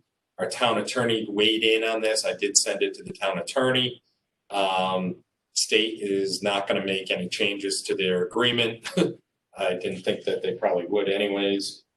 So I'm just going to sign it, adopt it, and send it off to the state of Connecticut so we can get that new device. Probably about a $40,000 piece of equipment, because ours is getting quite old. Sergeant promotion, we had. Excuse me. This is the live scan. It's the actual fingerprinting, and this also is a sharing of fingerprints. It's sort of a network. It's basically you take an image of somebody's fingerprint, it goes right off to the state police and FBI, and they're able to identify who that person is. You may come in and say you're Henry Gord, but it's Bob Elmer's fingerprints. Bob's saying that it's going to come back as Bob if it's on file. And Bob, Bob 3 I'm picking on tonight. Sorry, yep. Bob.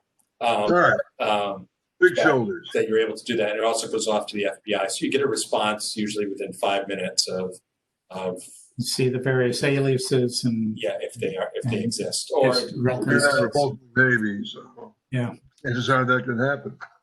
Yeah. So because you think about it, you bring somebody in and they have no identification. Right. They just say, hey, I'm so and so. How do you prove that? Right. The machine, if they have a fingerprint on file with the FBI or the state, it's able to pull that out very quickly. That's very cool. It's technology. but it's another layer of technology. I keep hitting on that Roger, and he's listening right now, has to spend time, effort, updating, you name it. This is going to be days out of his life to ensure that this piece of equipment now works here in the PD. So, I mean, this is how important this stuff has become with us here. Thank you, Roger. Thank you, Roger. Glad to do it. Got to do it. Yeah. Under I, Sergeant promotional process, we had 11 officers apply to become a sergeant. So on the 22nd of this month, they have their written exam, and then a week later, they have their oral board. And with that, we will then have a number of candidates. Hopefully all 11 pass, which I expect they will. So on our next meeting, you're going to have to tell me whether you want to interview all that one night or whether we're going to have a special meeting to conduct that and do just interviews, or what you really want to do. So with 11 candidates at about 20 minutes. October 8th. Yes, about 20 minutes apiece. You can be assured that you're going to be here for 3 hours. 3 hours at least, just interviewing sergeant candidates. But it's important. It's an important. No, it's critical. It's one of the How most many openings important do you things. have, Steve? What's that, Bob? How many openings do they have for that sergeant position?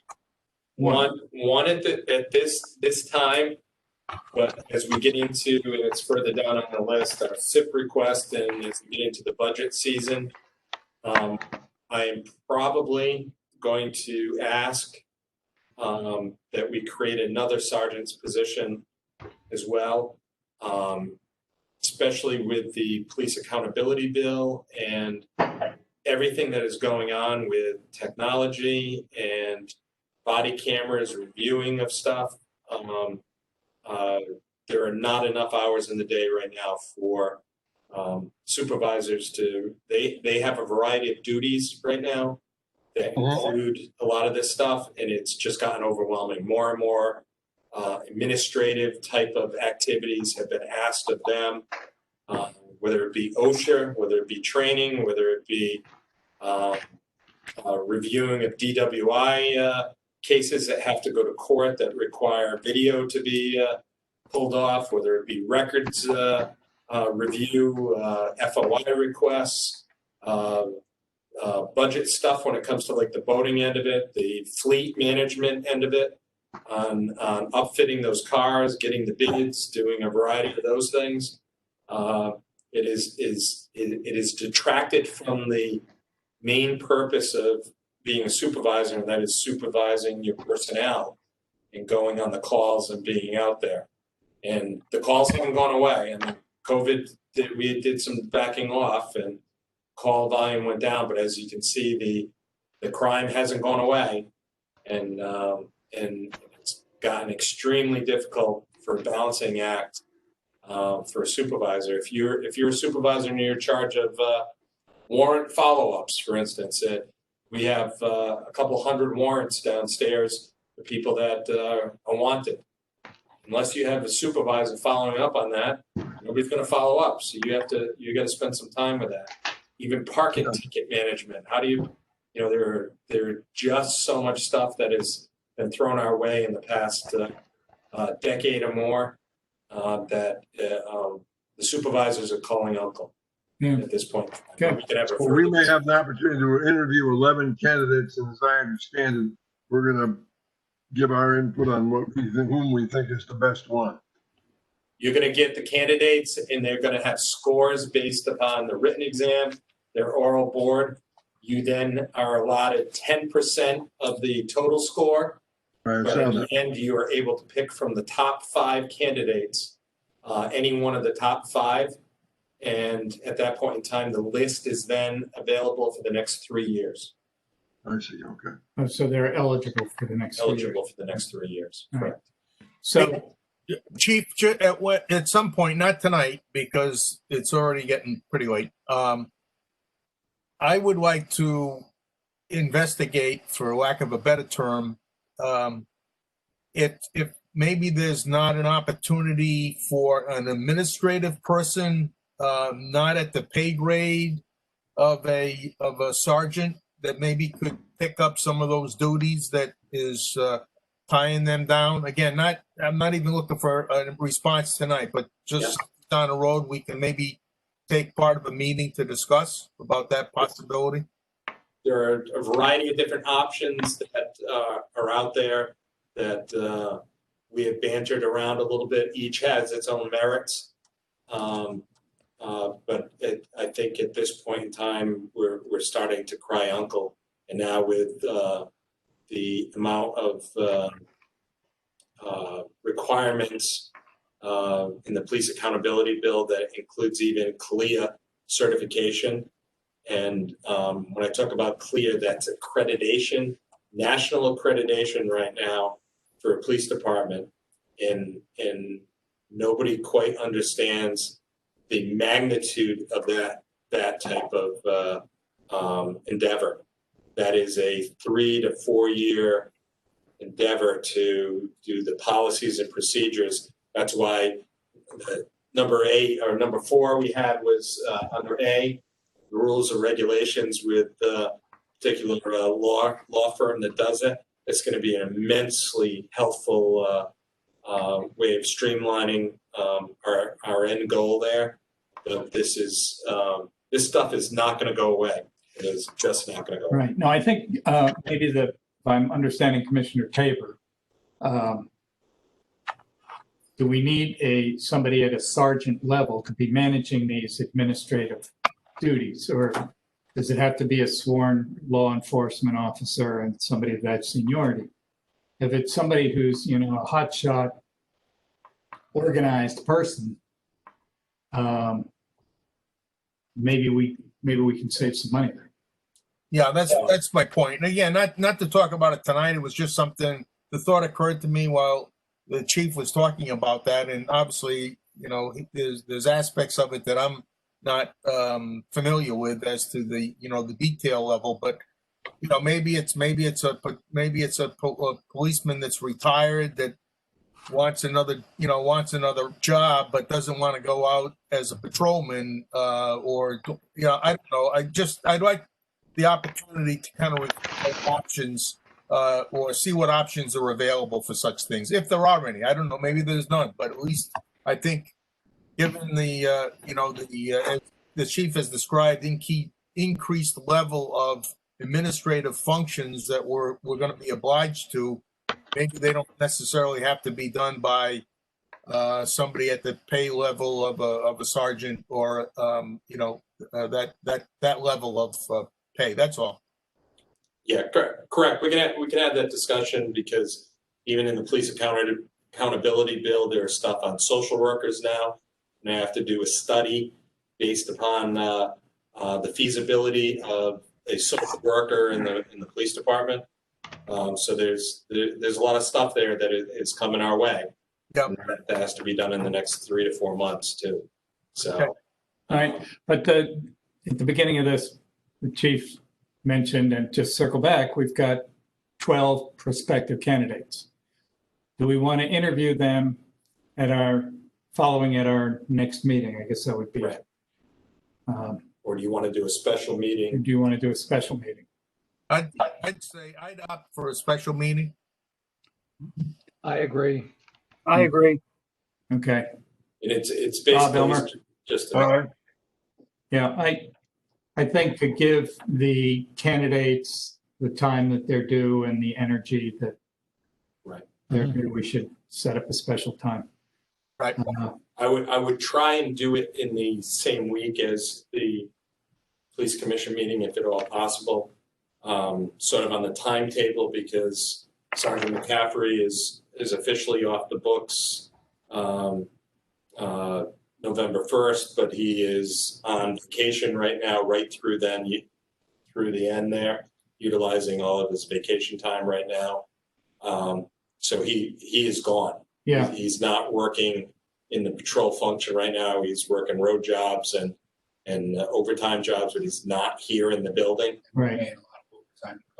Right. So with with that, the sooner we have somebody that we've identified and to put into place, because we also have to do a bit of a FTO with a new supervisor as well, to get that person on board and on their own is probably going to be, if we can get as close to the first week in November, better off we're going to be for a variety of different reasons. All right, so our next meeting is October 8th, as I believe. Right. Correct. Do people have calendars nearby? Maybe we can pin something down now.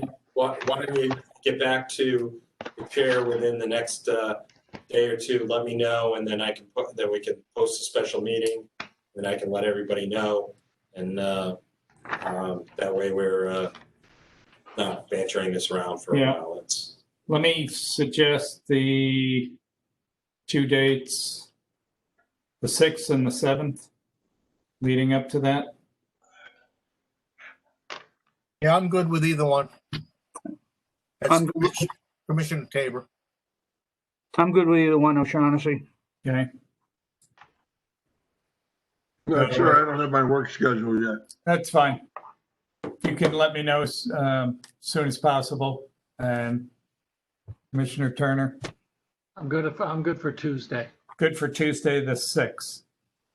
And if you guys want to start earlier, Yes. Whatever time you guys want to kick this event off, whether it be 3 o'clock, 4 o'clock, you let me know, or if it has to be 5 or later, that's fine as well. But you may want to do this earlier. That way you have time to deliberate on selection of the candidate, etc. Because traditionally it goes a little bit longer than what you think it's going to go. Yeah, I'm sure. Yeah. This is Roger. Just a quick question. Did you say the 6th and 7th? No, we're looking at either one of those dates. Okay. The 7th, I have the Board of Finance meeting to do that night. And if you go to the 9th, I have that day off for a long weekend. But any other day of that week, I'm good. Roger, you're free to carry on and whatever you want to do on any of those dates, because it would be a complete executive session. Excellent. Thank you. Right. So we can just do that by a simple Zoom, right? We don't need the WebEx. You could do an opening of you have to open the meeting in public, and you would close it out in public with your vote. That would be the only Do we thing. have somebody who can do the technology for that? Roger probably can set us up ahead of time. I'm available to do it on Tuesday, the 6th. That's not a big deal. If we do a different night, I'm here also on the 8th for the regular meeting. So we have that date. Monday, the 5th, I'm also available. Just that Wednesday, the 7th, I'm hosting the Board of Finance meeting. Everybody's available for the 6th, right? Except for Bob Elmer has to confirm with his. Right? If I know that definitely, I can probably make the arrangements to make myself available. All right. Why don't we nail down the 6th then? And start time. You want to start a little earlier? 5 o'clock for you, Bob? E? I'm free whenever you want to go. It's our normal time. Do I hear anything? 4 o'clock? Do you think you can do 4, Bob? Yeah, I can probably pull it off. All right. Let's target 4 o'clock, because that's going to run us through probably 7, anyhow, 8, before we get too dizzy. And I would start to, at this point in time, each one of you, please, if you could respectfully develop a couple questions in mind from the supervisory ranks. I believe I did send you some stuff as far as the police accountability bill and what they've been sort of looking at as well. And that way you have sort of idea what you're going to ask, and we don't spend an hour trying to figure out questions when it comes, but that's going to be up to you guys to. So what do we think? 2 questions each. 2 questions each, and then you narrow it down to maybe 5 or 6 or whatever you guys feel. This is important because you're developing the future leadership of the department long after I'm gone and probably after the captain goes. Or so when you interview these people, it's you're looking at a new sergeant, but eventually you could be looking at something above and beyond that later on. Right. So because every chief, every captain, every deputy chief, every lieutenant was once a sergeant. Right. So that's how important it is. So. Okay, so we're locked in for 4 p.m. on the 6th. Right. Perfect. All right, great. And onward. So in the still have the boat grant stuff that's in there. So you had that, so it's really mentioned twice in the report. You have the CIP request, capital improvement request. Basically, we are in that mode early right now, so we don't have it complete. So again, I'm going to ask for your forgiveness early here. Is that we're going to have to submit this to the town in the next 2 weeks. Get it to town hall prior to our next commission meeting. So if anybody has any specific requests or thoughts when it comes to capital improvement projects, which are items that are over $15,000, please reach out to us. The captain will be completing that in the next 2 weeks. We'll get that over there, and then we will, once it's completed, we'll email it to you so you're aware of what's there, what's going out, and we certainly have some time and opportunity to modify, correct, change, update a variety of that ahead of time, but it's sort of out of the box early on us this year. So clearly we're going to have body cams and dash cams. Yes, it's the law. It's the law. It's the law. So there we go with that. And sort of last but not least is, it's not on the agenda, but we had a request from one of our retirees to come back and utilize our gym, our exercise gym downstairs in the basement here. Which, I mean, we've gone back and forth with this as far as liability goes. Anybody that is in the building that is unaccompanied is supposed to be collect certified, a variety of different things. So we've sort of gone back and forth with that, but the commission is basically in charge of the building to the degree as policy. That would represent a policy change to the PD because we haven't allowed that passed. So I'm just sort of throwing that out there right now on what people's thoughts of allowing retirees to come in and utilize facilities inside the building here. I mean, any thoughts on the commission? An additional revenue. I'm sorry, 2 people were talking. I said, sorry about that. An additional revenue stream possibly, but.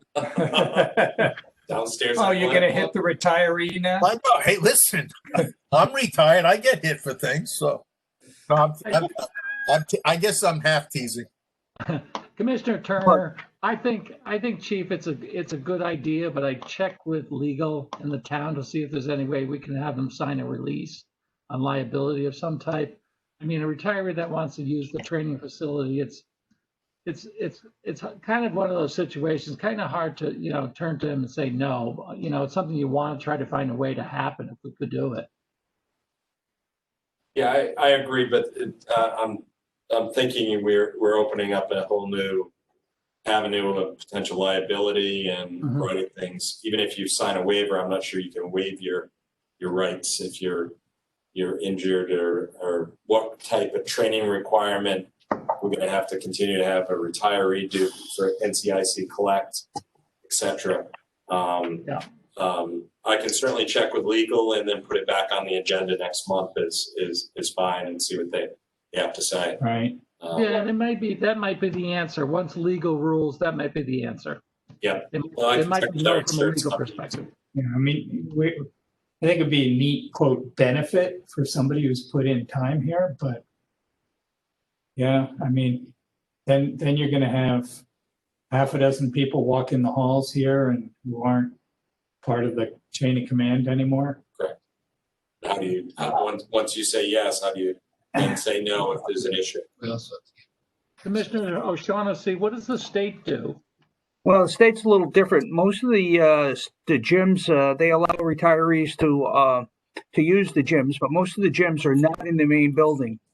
And it's, most of them are maintained by private groups as opposed to the state itself. So the state doesn't have any gyms inside the buildings. Like up at Danielson, it's called the Downstairs Athletic Club, and they fund themselves through selling T-shirts and stuff like that. The one that is in Colchester is outside in the garage, so they don't have to go into the building. And the one in Montville is outside in the garage. But, you know, the state's a little different because they do, when you retire, they give you a key to the building and welcome you back anytime you want to go. That may have changed since I've retired, though, based on what the chief says about the CLIA stuff, you know, the certification stuff. They may have changed. I think it may have. Correct. And that you bring up a good point, Bob, is that once we get into the accreditation end of it, that may put an end to some of that stuff. I don't know. Well, you know, I'll use myself as probably a poor analogy, but when I left the bank, even if there was any kind of utilizing any kind of a facility like that, I would not be, even as a retiree, permitted to do that because of federal regulations. I wouldn't be permitted to go in because of the financial information that's accessible for customers as a non-employee. So again, it's not the same. I understand that, but I think there is probably a need for some separation of two. As much as I agree with Commissioner Turner, it'd be a nice thing to do, but I'm not sure that it's something that we probably necessarily should do. Why don't we table it and have everybody sort of think about it, and then we'll put it on the agenda next month, and we'll make a decision. Maybe do a GoFundMe fund for a local gym where retirees can go. So I just wanted to throw that out. All right. I know it's been long. I don't believe. I always feel like I'm missing something, and I know I am, but I think that's it for this month. All right. Do I hear a motion to accept the report of the chief of police? I make that motion, O'Shaughnessy. O'Shaughnessy made the motion. Second. Turner seconds. Turner seconds. Any discussion? All in favor? O'Shaughnessy? Aye. Tabor? Aye. Elmer? Aye.